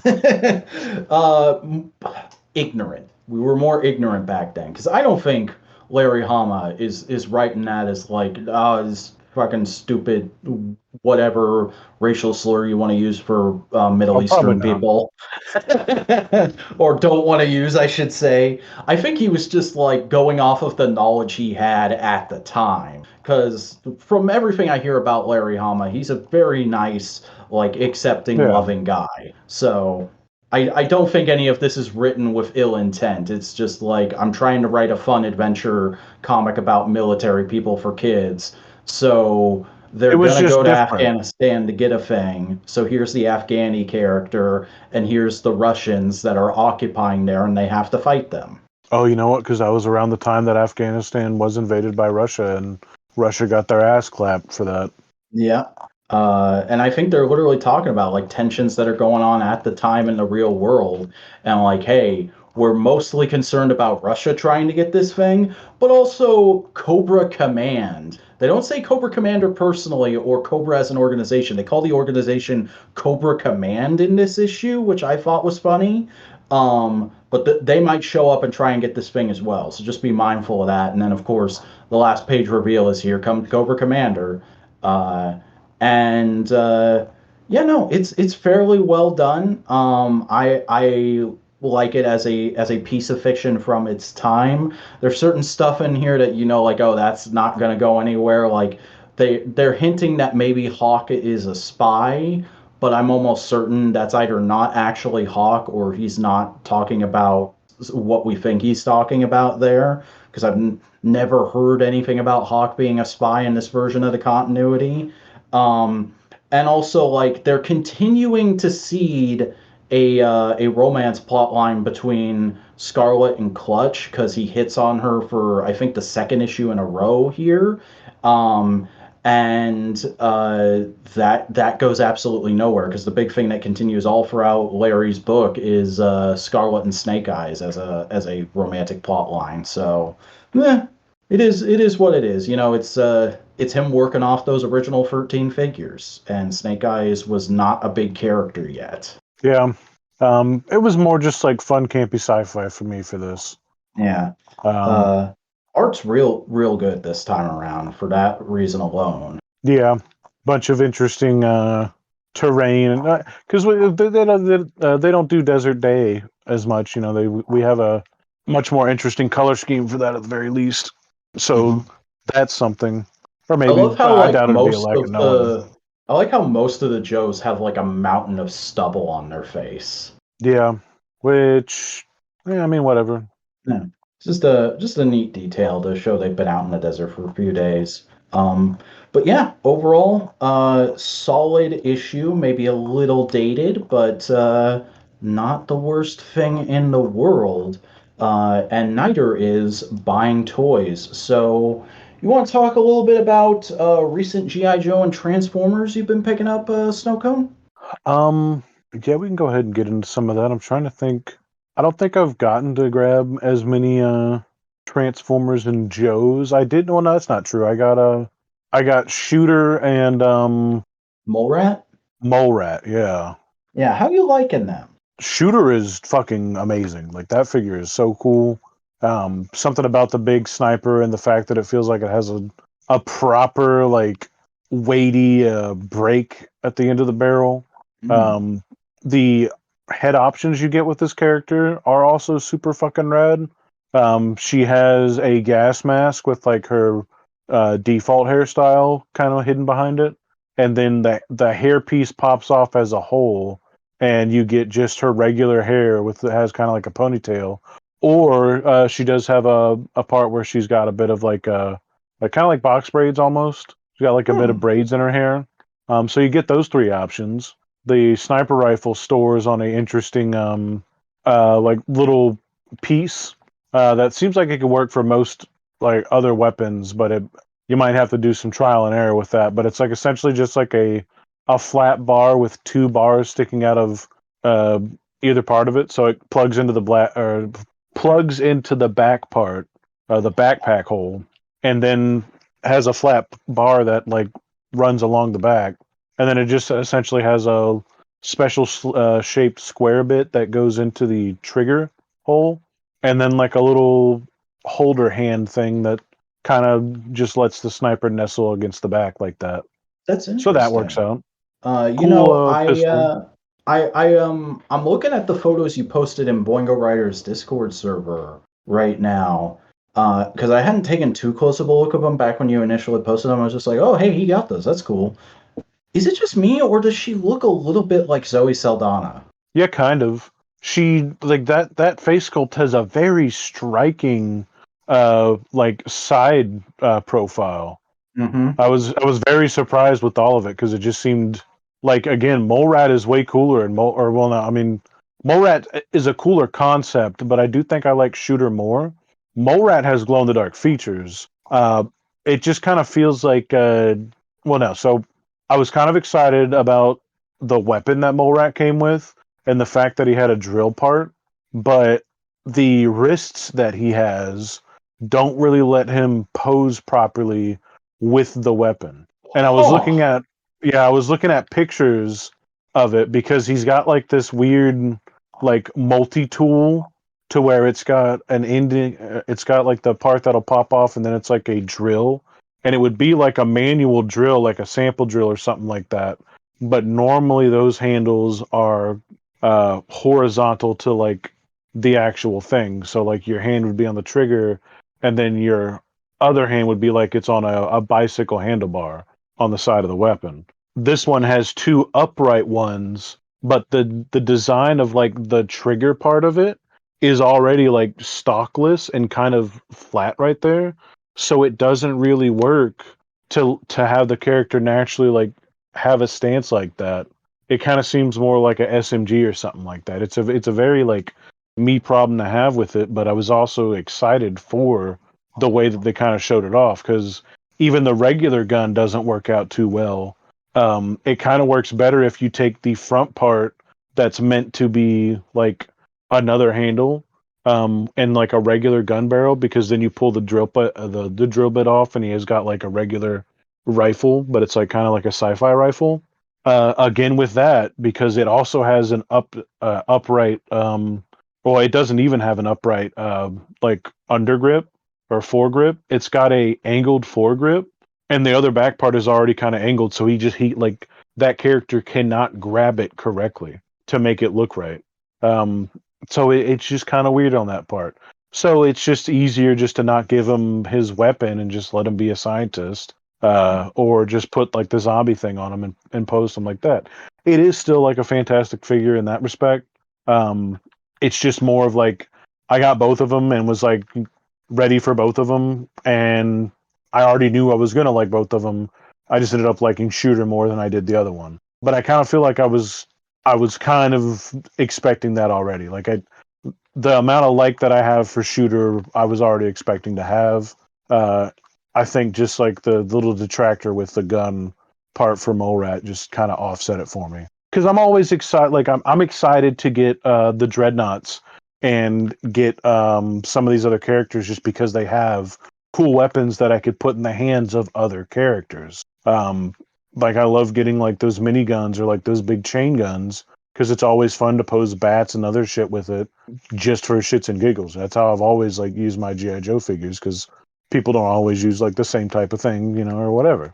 Yeah. Um, and you just like nobody can really use this weapon. It kind of just is not as versatile anywhere near as what I was hoping or expecting. On the flip side, though, not only does his little collector thing, he's got like this little thing that looks exactly like um, a lantern. Like it literally just looks like a lantern, but it's like a collector sample, and it's supposed to be like where he's putting like some of this dark energon, because that's the whole caveat is like the whole like thing about this character is he's got two heads, one fully gas masked with glow in the dark eyes, which is rad, and then one that's exposed and zombified with dark energon crystals sticking out of his face that also glow in the dark, and that's super rad. The collector sample thing glows in the dark, and I think one other thing somewhere does. That's that's all For really sure. interesting to hear because I decided to skip those two just because like they're not heavily established characters, so I feel are like have to have them for a GI Joe display. So I decided I could live without them. But I did get the furred figure in that wave that you skipped. And I can talk about him for a couple minutes because I opened actually just a couple hours ago now the Crimson Alley Viper, which I got literally just to put in with the rest of my foot soldiers as like a specialist kind of guy, because I didn't want to army build him, but I skipped the original Alley Viper because I get what it's going for. I get that it's classic. I just don't care for those colors at all, but I thought the sculpt was cool when I watched some reviews. So to see it in like this more subdued, more like classically Cobra color palette, in my opinion. I was totally down to get it, and when it went in stock on Walmart.com like a week ago, I was like, yeah, I'm having that. Um, and it's a pretty solid little figure. The articulation's not the best by current Joe standards, just because it's one of those early army builders that has a huge vest that makes it really restricted. But all of his accessories are really nice. I like the wrist mounted knife sheath. I like the shield with the little readout on it. The helmet with the fold down, I guess it is like face guard or sculpt, is really cool. Um, and I super dig his friggin' Ghostbusters ass backpack. I completely forgot about that from the original figure, and it's a really cool little touch with this guy, and yeah, it's nothing super to write home about because it is literally just the same thing in different colors, but experiencing it for the first time, I definitely dig this character because it is going to be a single character for me. I'm not going to get a squad of these. And I don't blame you for that. But yeah, I see. The only reason why I don't have them is strictly because I have the other two Alley Vipers already, and I am very picky about my red and black Cobra Guard. So, um, I already have the His Tank Boys coming, Yeah. which I count as part of that. And I just, unless I see this in person, I doubt I'll grab another one. It is nice to get a shield though, Are you going and to I get am that excited. whole His Tank Army Builder pack? Yeah, I have it pre-ordered. Okay. I got to, dude. They're giving us like The that. Range Viper in that color scheme looks really cool. I know the Range Viper's cool. Um, the Cobra Officer we get with like the RPG. That's what I'm talking about when I'm talking about like interchange the weapons and recolor them. You Yeah. literally are just giving us a figure we've already gotten in a different kind of color scheme, and he has a specialization, and that's the shit that I love because I know it's making them money and it's satisfying them, and I get to have more cool figure. Like I already know the figure's good. I already know it's worth it. It's just got the same premium paint job in a different flavor. So Definitely. yeah, Uh, any other Joes or Transformers you picked up this month, or should I just keep going? this whole month. Did I have the Trash Man No, last you did time? not. You did not. How's Trashmaster doing for you? I think I got Trashmaster and somebody else at the same time. I'm trying to think, and I guess that's not true. I do have Detritus and Bombshell. Did I have those already as well? I don't think so, no. I think the last time on the last one of these, I had just gotten the Ross Scourge, and you were saying you were going to check your Ross for him as soon as we were done. I think maybe last time I talked about having him as well because I did get one from mine. Yeah, no, But I yeah, remember that. I remember you talking about his arms. yeah. Well, I guess I could talk a little bit about Trashmaster. A very cool character. I just waited around to buy him. I bought him as like a treat for myself for doing like pretty good for like a week at work. And because I could afford it, and I was like, yeah, why not? But it's a bit of a double-edged sword for me. It's a lot of the things that I've complained about, like with Mole Rat and other things today, are just like not necessarily issues with the well, that incorrect. The issue with Mole Rat's gun, I could say, would be more of an issue for the actual figure because I could imagine a bunch of people buying that figure and not planning on having him stand around as a scientist at all because ideologically, for an action figure, that's not very action-y and a military thing. But it is cool. But with this guy, like all the other Junkions we got are fantastic. They've not reused that crash bar mold, and that crash bar mold is the best one in my opinion, just because of the way the arms can work. Axle Grease is great, and so is the tow trucks, but their arms are a little bit jank just for how everything worked out. Uh, Have you done Junkosaurus yet? no, I haven't got around to that yet. I might tonight or tomorrow. Yeah, I was Maybe I gonna will. say, it seems like an evening project. Um, it was more of it's just the fact that like I don't even know that this trash truck is actually intended to be like that. I'm wondering what we're gonna like, what else we're gonna get out of it because I mean he doesn't really do the gimmick like the other toys do. Like he has parts that could kind of work as weapons, but he's pretty static and like even the vehicle part that's interchangeable is just the front. The like the little grabber claw on the back is pretty cool, but it is kind of hard to get anybody to use it. Like to get it to articulate right as a claw is a bit of a futzy kind of thing. Um, it's just a little weird, a little like strange. It's definitely like he's built to be the sturdiness part, the sturdiest part of the whole setup there, and kind of like a hauler or whatever, or overhaul or whatever his name is, the the crotch for the Devastator figure they released. There was a new character. He was a dump truck, and he just turns into the crotch and is made to be again like the thing that holds everything together and holds it up. Overload. Overload. There you go. Kind of like that. That's kind of what he feels like. He's a cool figure. He looks great. It's just I bought it being excited about playing Bionicle robots, and it just doesn't do that as much as every other figure that we've gotten before it. Nobody's been able to do I've had Crash Bar displayed with almost every single weapon I have, almost all at the same time. He's got because of the way his shoulders work, he's got 4 arms right now. One of which is Ironworks, another is something else. He's holding all different types of weapons. You can just do all kinds of stuff with it, and it works so well with Crash Bar. And I just thought we were going to get more whenever they showed us these concepts. It's definitely more of a me thing, because that figure is great. It articulates well. It looks good. He's got these really cool gauntlets that are heavy duty shooter gauntlets. They're dual barrel things. Just not a whole lot else there other than the combination mode, which there isn't really anything in the instructions about that. So that's weird. There's no official mode on it. Yeah, because I think people have just been constructing it, replicating Mark's original picture, and I think people figured out you need 2 of the bike guy to make it properly, though Vangelis figured out a workaround for that. I can't. No, yeah, you don't really. It still looks good without the 2. You could separate Crash Bar to make it work when there's a few other options there. But yeah.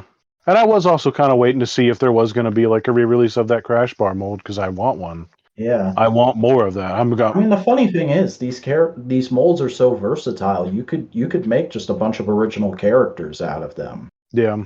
I just don't know, he was really cool. I was just a little overhyped because it ticked all the boxes, and then I was like, oh, it doesn't do the fun little play feature that I'm obsessed with. It's nothing against the toy.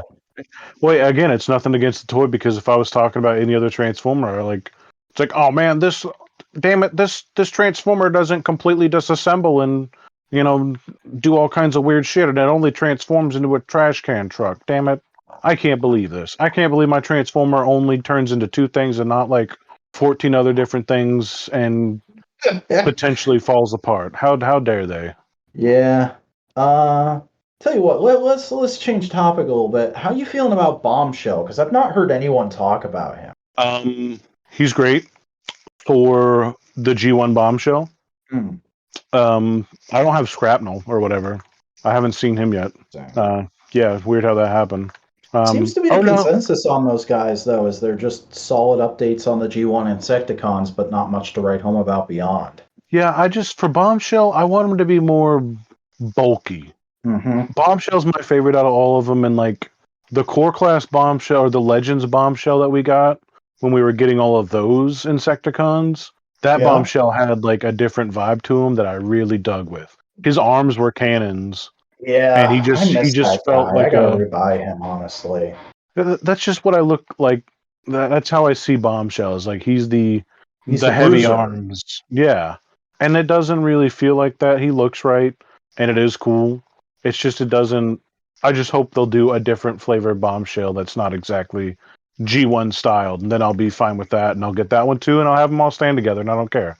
You know what else I just realized, though, that you have gotten since the last podcast that I actually ended up skipping? Chuckles. Tell me about Chuckles. Oh yeah, I did get Chuckles, huh? I don't know. That shipped, and I really didn't have any intentions of canceling it. All the stuff he comes with is pretty rad, and I really love the brass knuckles. See, it's an entire box of just man, this is some cool shit. His weird little what do they call those? The lilies, the flowers. Mm-hmm. Lay. I think it's just called a lay. Yeah, that kind of works a little bit weird. I think I might need to put it in some hot water or something, because it'll sit high on his shoulders. Which I mean that's not really that important of accessories, because he's got the handcuffs, the broken handcuffs, the multiple hands. He's got headphones, sunglasses, 2 different heads. I think he only comes with 1 pistol. No, he might come with just 1 pistol. I think. Let me glance over at him. It was fun. I mean, I don't know, like the character is just cool. Um, I don't know if he's necessarily worth what they were charging for him. Yeah, that's the thing, is just like I realized I don't have a lot of personal attachment to Chuckles as a character. I respect his place in the fiction, but he's not like somebody I think I need to have a core iconic G.I. Joe display. And while he does look like a great toy, given that he doesn't have that stature for me, I don't know if he's like what was he, 60, $70 good toy? Oh no, That's he's like $40. Oh, okay. Well, it's just that thing of like when he was hitting, I wasn't super hot on him, so I was like, you know what, I can do without this. So I I canceled do him. feel like he seems like a deluxe figure. Oh, he does have a briefcase and he could store most of his stuff in it too. I Hmm. forgot about that. I did that really fast though. So that's why I kind of forgot about it. He has like this little document thing. He has a Soundwave cassette that is Yeah. I'd like to see them release that with someone else in actual Soundwave colors because it's in Sound Blaster colors in that set, right? yeah, which is still cool. Um I don't know. I could see it the way I was able to be comfortable with the price for that is like I do understand it to be a exclusive. I was scared that we wouldn't get a Chuckles any other way. Um the box is cool, and if you take that packaging into consideration for that, I mean I could maybe see that extra bit there. But it does just kind of feel like their deluxe offering of like the $30 figure with a little bit more premium stuff there, just as far as like how the accessories came out with the paint on them, or the paint that they have on them, and then how the just different face sculpts looked. All But right. I don't know. I don't know if I could recommend them. I wear a lot of floral pattern shirts, so that's also kind of why I wanted him on my shelf. Hmm. I don't think I've ever seen you wearing a floor pattern shirt. It's almost exclusively what I wear to like work and stuff like that. And my favorite one is the pink one. Hmm. I have a neon pink and cyan like palm frond floral pattern shirt that I wear a lot. All right. Well, that does sound.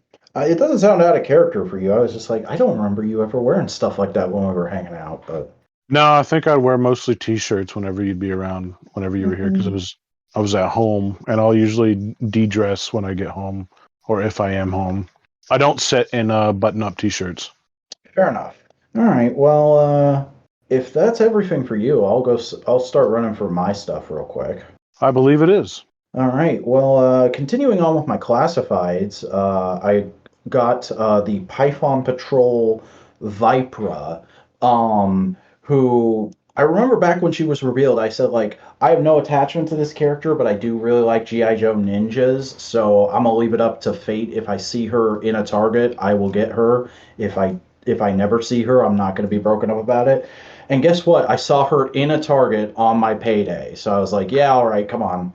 And I just opened her today, actually, and she is a really solid little figure. It's all stuff we've had before, but this mix of it plus these colors really, really works. Because she is the body is the Snake Eyes movie Akiko figure.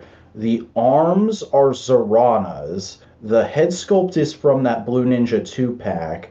And then she comes with a mask that is from the PulseCon Zartan, and she has Storm General Release Storm Shadow's weapon. She has those swords, that backpack, and that bow and arrow. And it all kind of blends together pretty seamlessly, in my opinion. Really, really just solid parts reuse. And I did look up a little bit about Viper's character, which there's only really a little bit to it because she was originally just, we need a vehicle driver, let's do this figure in this color and say it's a new character.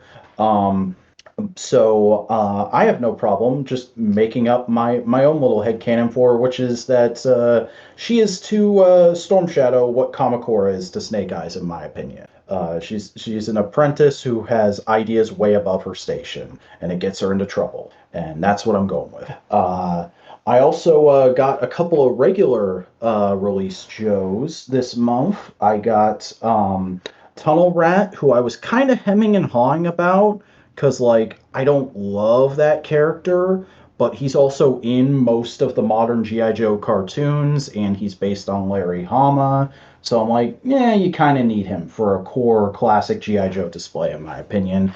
And he's actually a really good figure. He was the first one I opened this month, and his joint tolerances are way better than a lot of classifieds I'd been getting up to that point. So I was just kind of immediately blown away by how well he could pose. The face sculpt is really, really nice and youthful looking in person, whereas it just kind of looked a little buried in the combat paint in the photos I thought.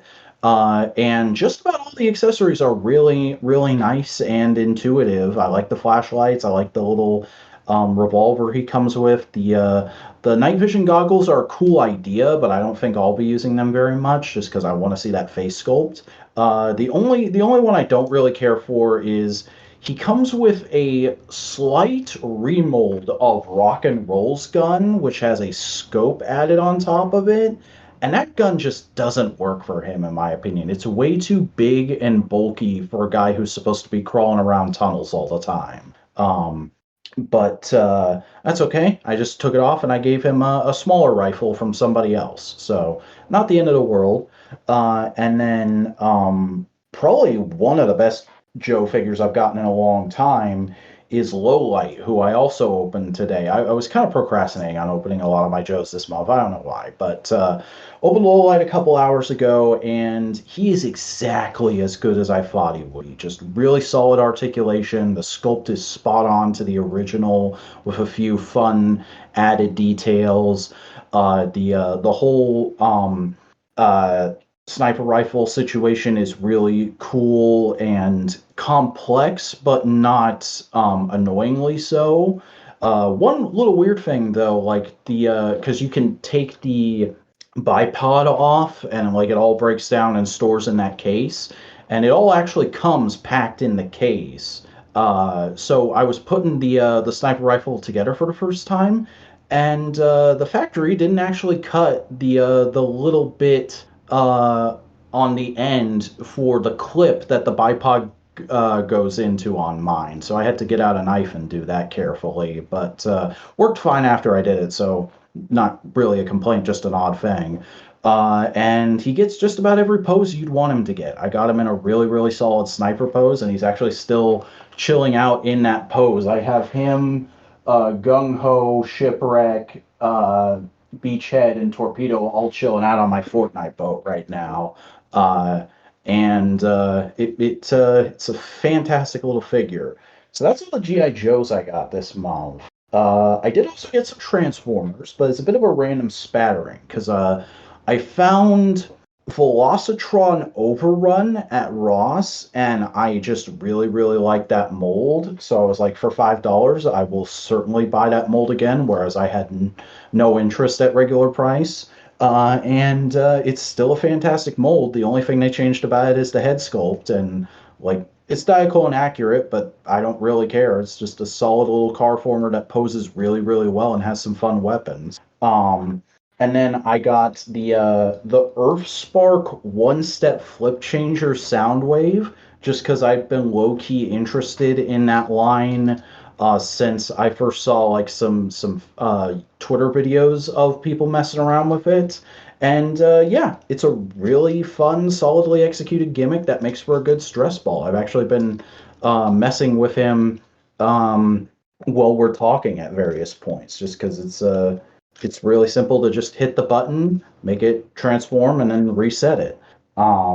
But I also got some older Transformers. I hesitate to call them retro because they're not quite. None of them are quite 20 years old yet. But I was at Toy Federation that day asking about the whole Starscream situation, and I saw some stuff in the case that just kind of spoke to me. So first one of those is the Real Gear Robots Zoom Out. What is it? It's Zoom Out something. The camcorder. Yeah, the little camcorder guy, which I always was really interested in Real Gear Robots back when they were new, but I only really had the money to get, like I said, one line back in the day because that was when I was a kid. I wasn't working yet. So I was just buying like the movie characters I could find. But I've always wanted to go back and pick some of them up. And I think I got this guy for like $8, and he is really solid. Not a whole lot to write home about. He doesn't have like any little hidden things. I was like, whoa, this. But like, if you look at this guy in pictures and he looks like a fun robot to you, you should definitely get him because he's got really solid articulation for the time. The transformation is fairly interesting, and both modes are really solid. Like, it's not accurate to any camcorder that existed at the time, but it's close enough that you don't really mind.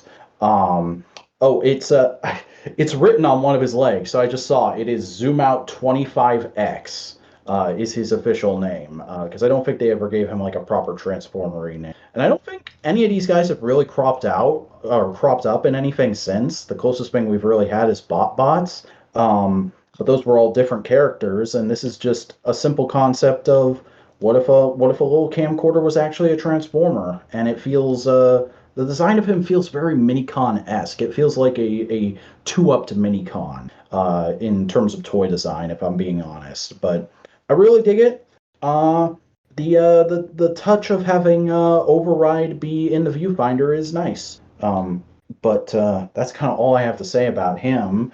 And another one I got is the Dark of the Moon Legion class, I think it is. The little Jetwing Optimus Prime from that movie.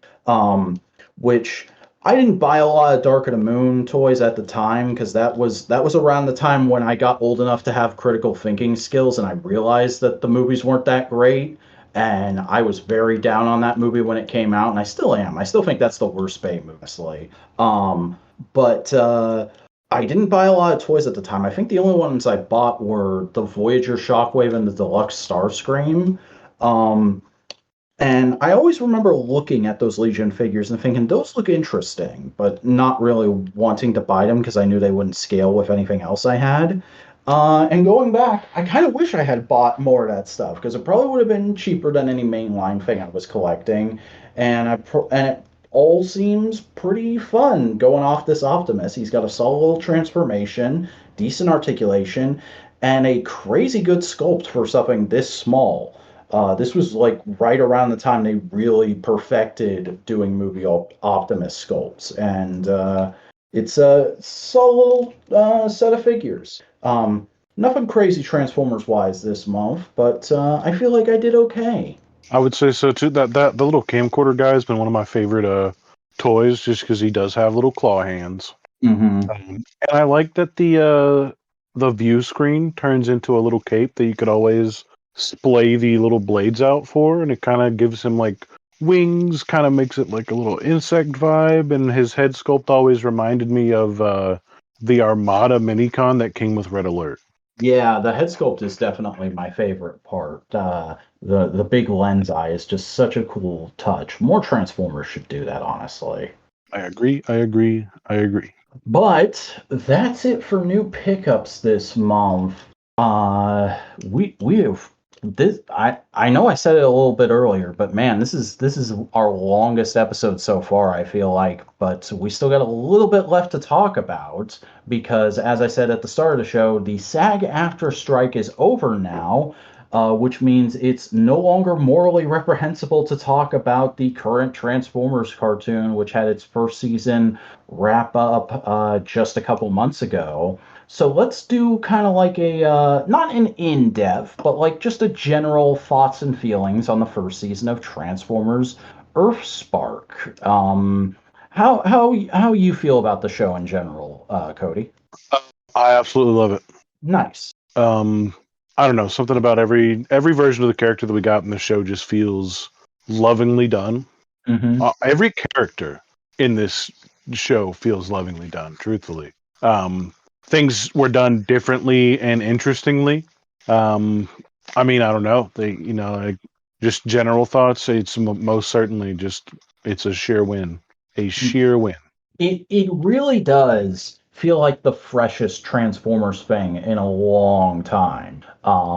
And it has this sort of storytelling quality to it. And I mean, it is literally a part of the story of it's the next generation of Cybertronians coming up. But in terms of just like some of the ideas that are being put forth, I remember I used to say like, Oh, Prime feels like the movies done right under modern TV standards, and Cyberverse feels like G1 done right under modern TV standards. This feels like something entirely new. It feels like we're forging ahead into a new identity for Transformers in kind of the same ways that Beast Wars and Armada did back in the day, but it's also keeping a very classic edge to it. I mean, there are literally flashbacks in this that use Generation One cartoon key art.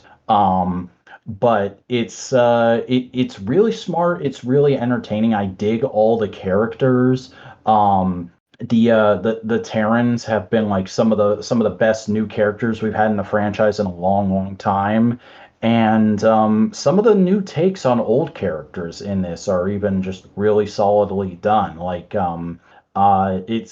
it's funny we talk about how like they tend to get overused these days, but I like this new Optimus, Megatron, and Bumblebee in this show. The performances by the actors are really great, have this nice unique feel from the originals, and the designs in Earthspark in general, when I saw them in like the initial promotional art, I thought they looked really awkward and like they tried to go way too hard in a cute cartoony aesthetic in CGI and it didn't work. Seeing them in motion, I really enjoy these characters and got attached to them. Like all the voice performances and the animation feel very keyed into what each other are doing, as opposed to a lot of modern shows where you can really tell it's two different departments working to make the script come together. So yeah, I've really been enjoying this show. I remember back when it initially wrapped up, I said the season one finale felt like it went a little too hard, just because so much happens in that finale and it gets really, really dark. And at one point, I think like there was just so much going on, I couldn't even really understand where it was going until it ended. I rewatched the whole first season over the course of this last week for this podcast. I think the finale works way better on a second viewing, and it's probably just me because I never heard anybody else express that view. But I figured I'd just go ahead and give that little update for anybody who's heard me talk about this show in the past. I don't know. Anything you want to play off of what I said there? Sure. I didn't realize that the McFarlane Steel figure had toe joints, and that kind of makes me want it more. Dude, every McFarlane figure has toe joints. Do my other ones? I've taken them down since then, so I don't know. I'm not familiar. Well, they look good on that. Sorry. Now with Earthrise, like as far as like the directions they Spark. took, like man, Earthspark, whatever, dude. All right, listen, they fucking Rise, Spark of the Dark, whatever the fuck, man.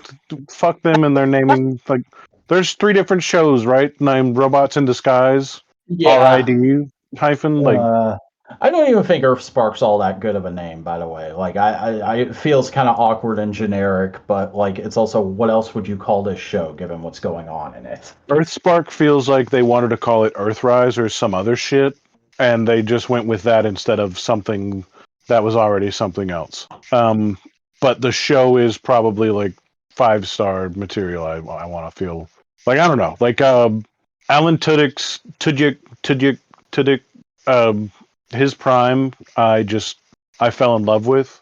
Nothing against Peter Cullen ever, forever.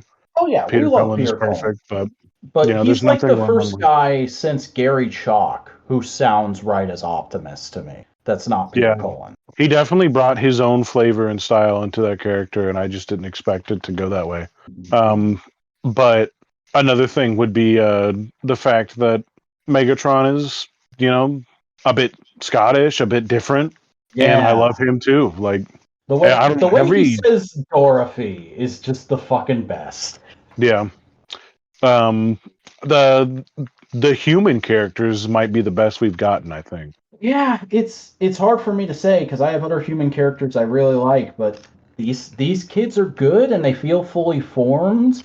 They feel like three-dimensional characters, and the parents are really engaging too. And even the ghost agents, like they run the risk of just being cartoony bad guys sometimes, but there's a lot of points where they take a moment to go like And here's this other thing about Agent Slaughter, or here's this little detail about the like 3 or 4 unique background agents they have that makes them stand out on their own. And even the two human villains, Mandroid and oh, I can't remember her name, but Slaughter's sister, who's the head of Ghost.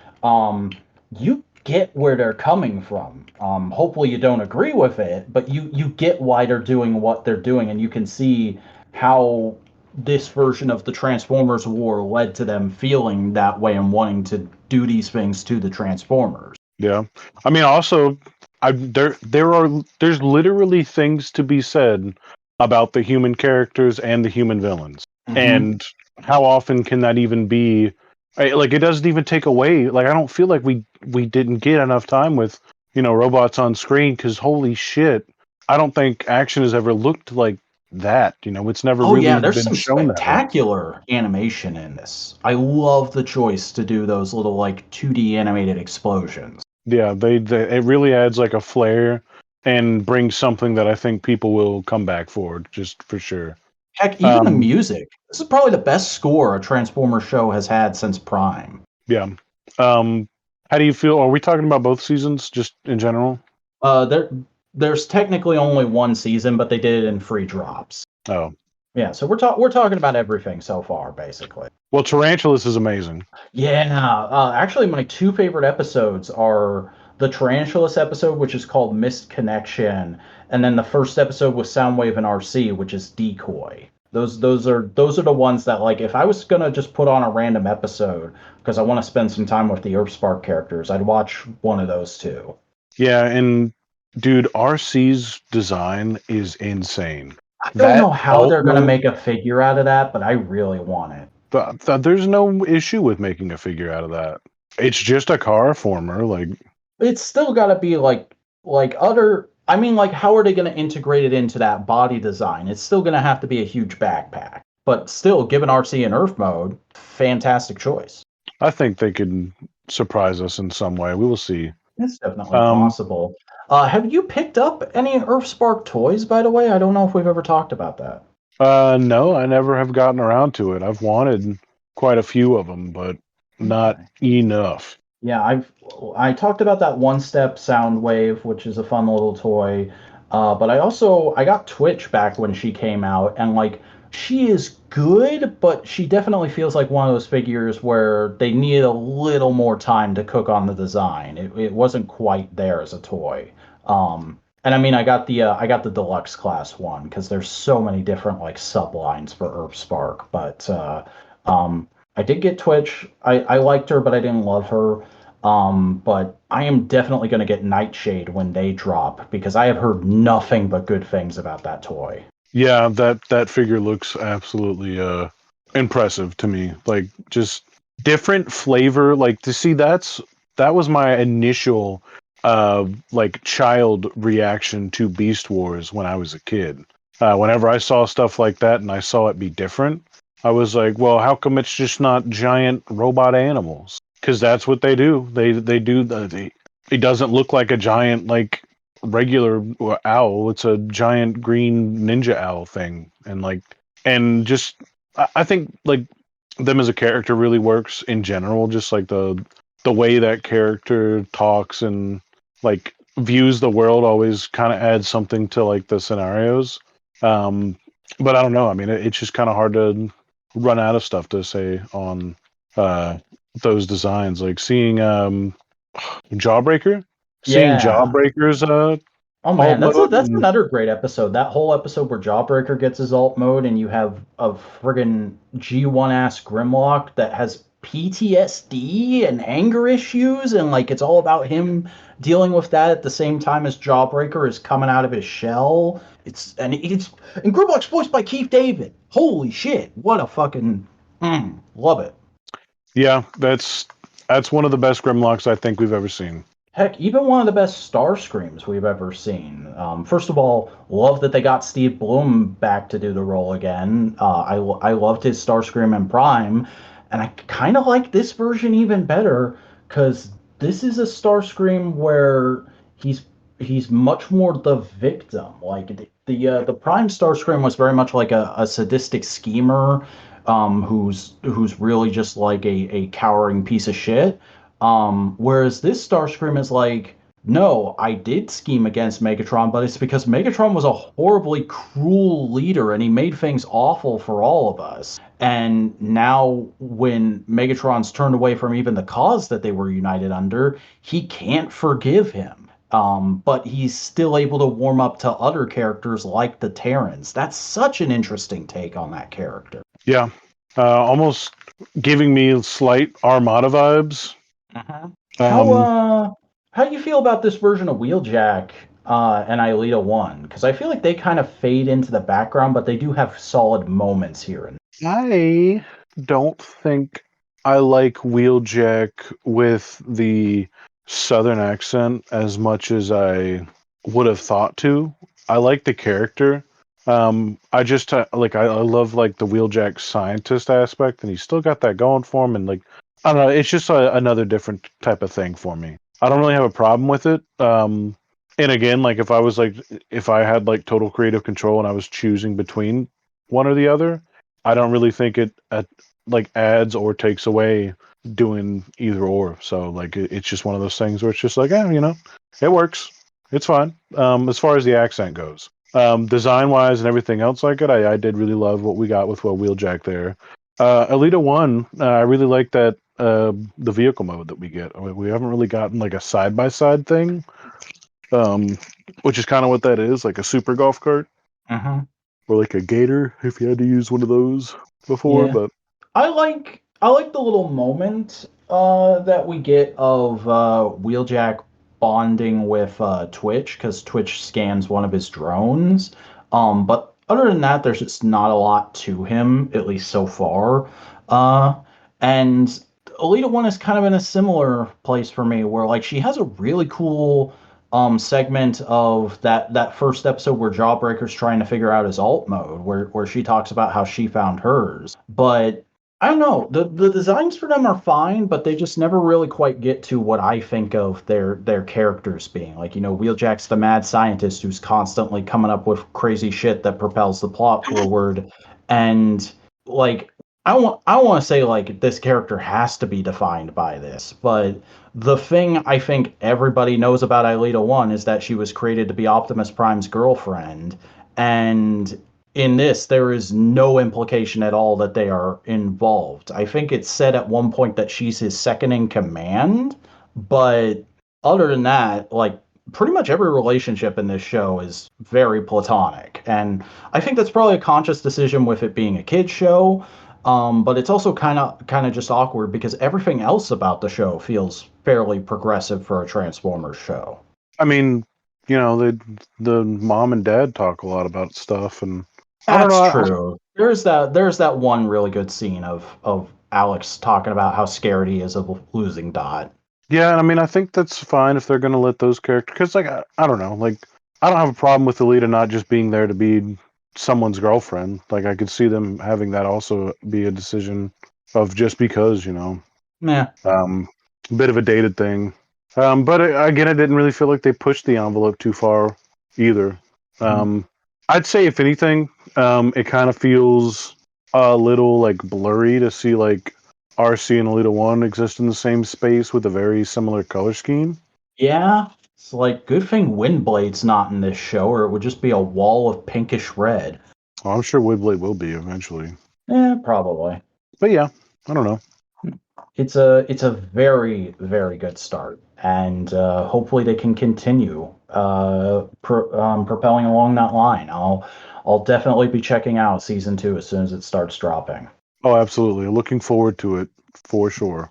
And then our final thing to talk about this month is the Skybound Transformers and GI Joe Energon Universe comics. I understand that you finally got some time to look at these this week, right?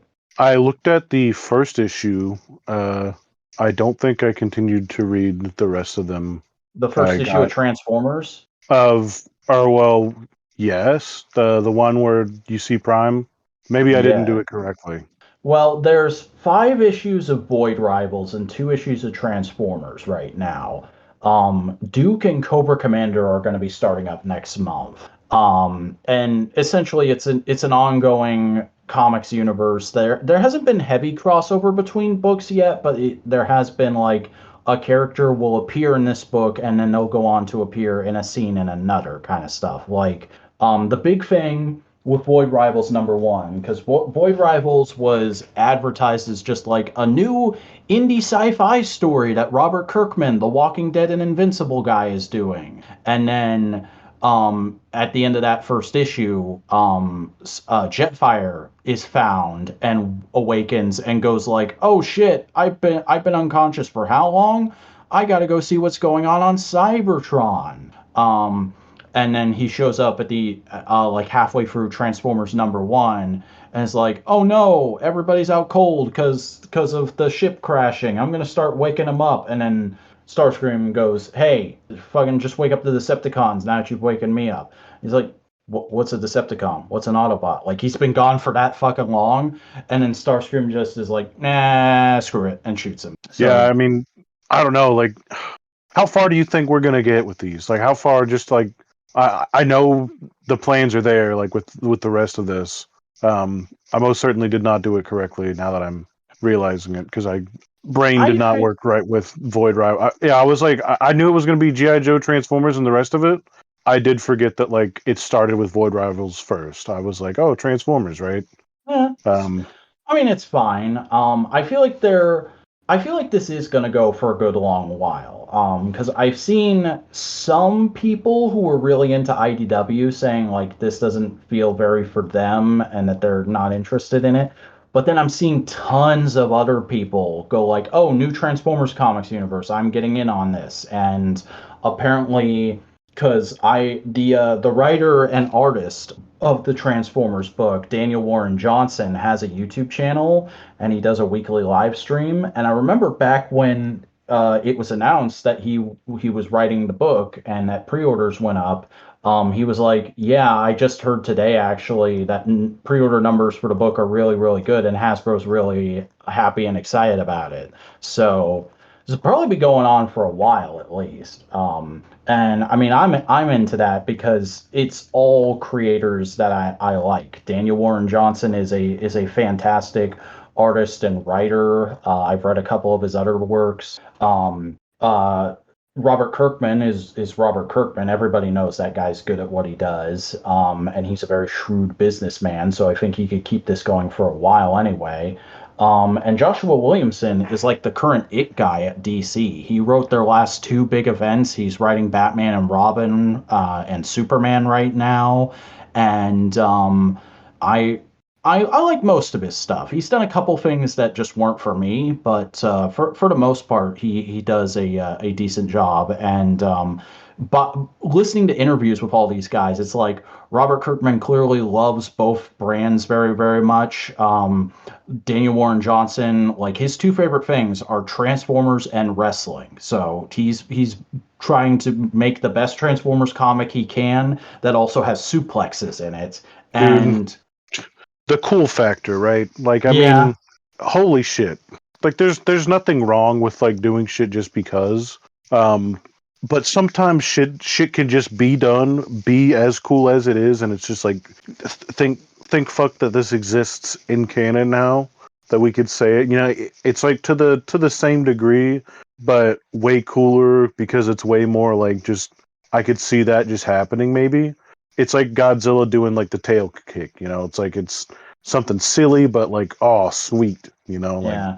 I mean, in the first issue alone, Optimus and Ratchet clothesline, suplex, and super kick Starscream. It's fantastic. um, I don't know. Oh shit. Oops. Oh, hang You on. okay? Yep. All right.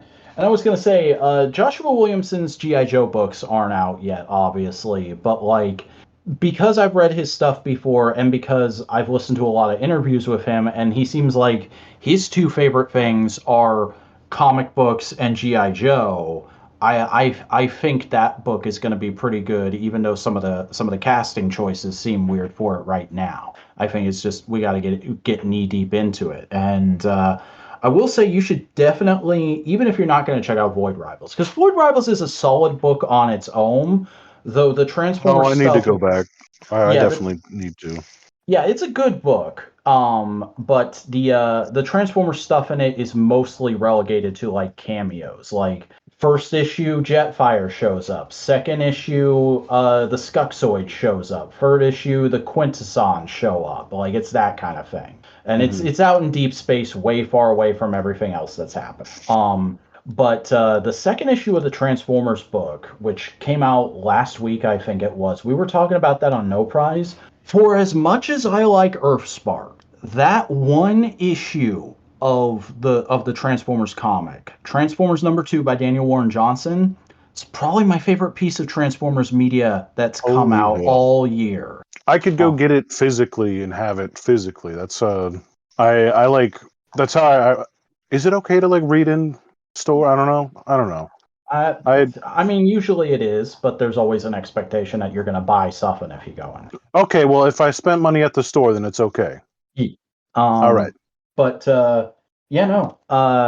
I won't say really any details about it because there's a huge spoiler that happens within the first couple pages and kind of gives the impetus for the whole rest of that second issue story. But like I'll just say it made me care for Optimus Prime as a character in a way I haven't in ages. But yeah, I'm really enjoying this book. I feel like there's a bright future for the Energon universe in general, and I definitely think it is something you and I should try and talk about every once in a while going forward. All right. I'll get the rest of that as needed. Then I was maybe a little bit frazzled Eh, to properly lock that down there.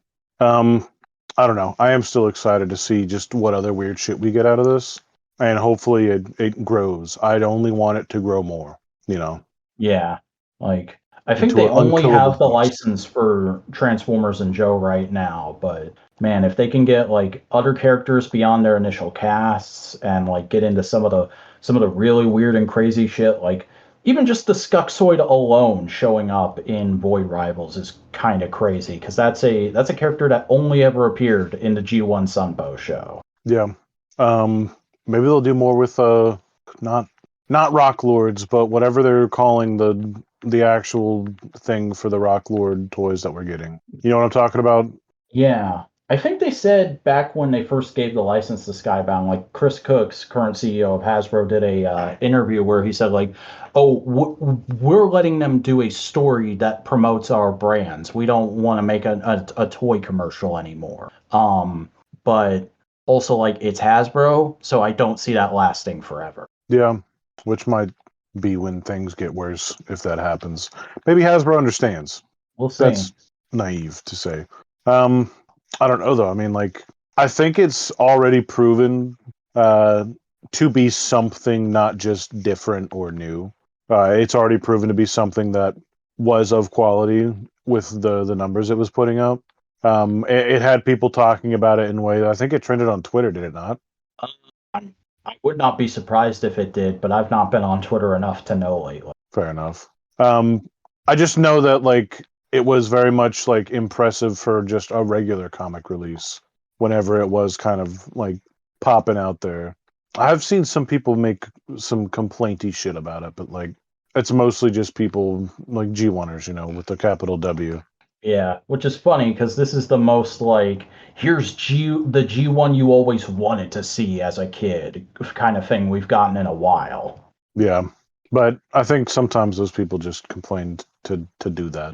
It Yeah, is an activity, a pastime maybe. that's definitely that's definitely a possibility. But what is a definite possibility for us is that we're at the end of the show. We made it, everybody. That's everything I had on the docket for us to cover this month, and we're right in the neighborhood of 2 hours, which is double the length we normally do for a show. But we had a lot to talk about this time around, and we definitely had a lot to say about it. And if you're interested in hearing us say more things, well, hey, you don't have to wait a month for the next episode. We're out there on the worldwide interweb. And Snowcone, why don't you tell them where exactly you are in that interweb right now? You could find me most frequently posting on Twitter. I forgot what my handle is, but I think it's Snowcone83. And then on instant gramification as never_robot, where I post pictures of various things throughout my life and also toys, which also Excellent. happen to be in my life. Yeah. I am the Vacuuminator. I make YouTube videos. They're also things. You can check them out at youtube.com at the Vacuuminator. I just posted a new video today as of this recording on my favorite character in all of fiction, Supergirl. But I also posted a video a few weeks back talking about the Legacy Armada Transformers. So if you're interested in seeing either of those things, you can find them right here on YouTube at The Vacuuminator. I'm also on the social media. I have a Bluesky account. It's at thevacuuminator.bsky.social. I have an Instagram, which is at the_vacuuminator. And I have a Tumblr, which is thevacuuminator.tumblr.com. But folks, that's going to do it for this edition of Saturday Morning Panels. Thank you so much for hanging out with us and talking about G.I. Joe and Transformers. We'll see you back here next month for more of that. But until then, remember, till all are one, knowing is half the battle.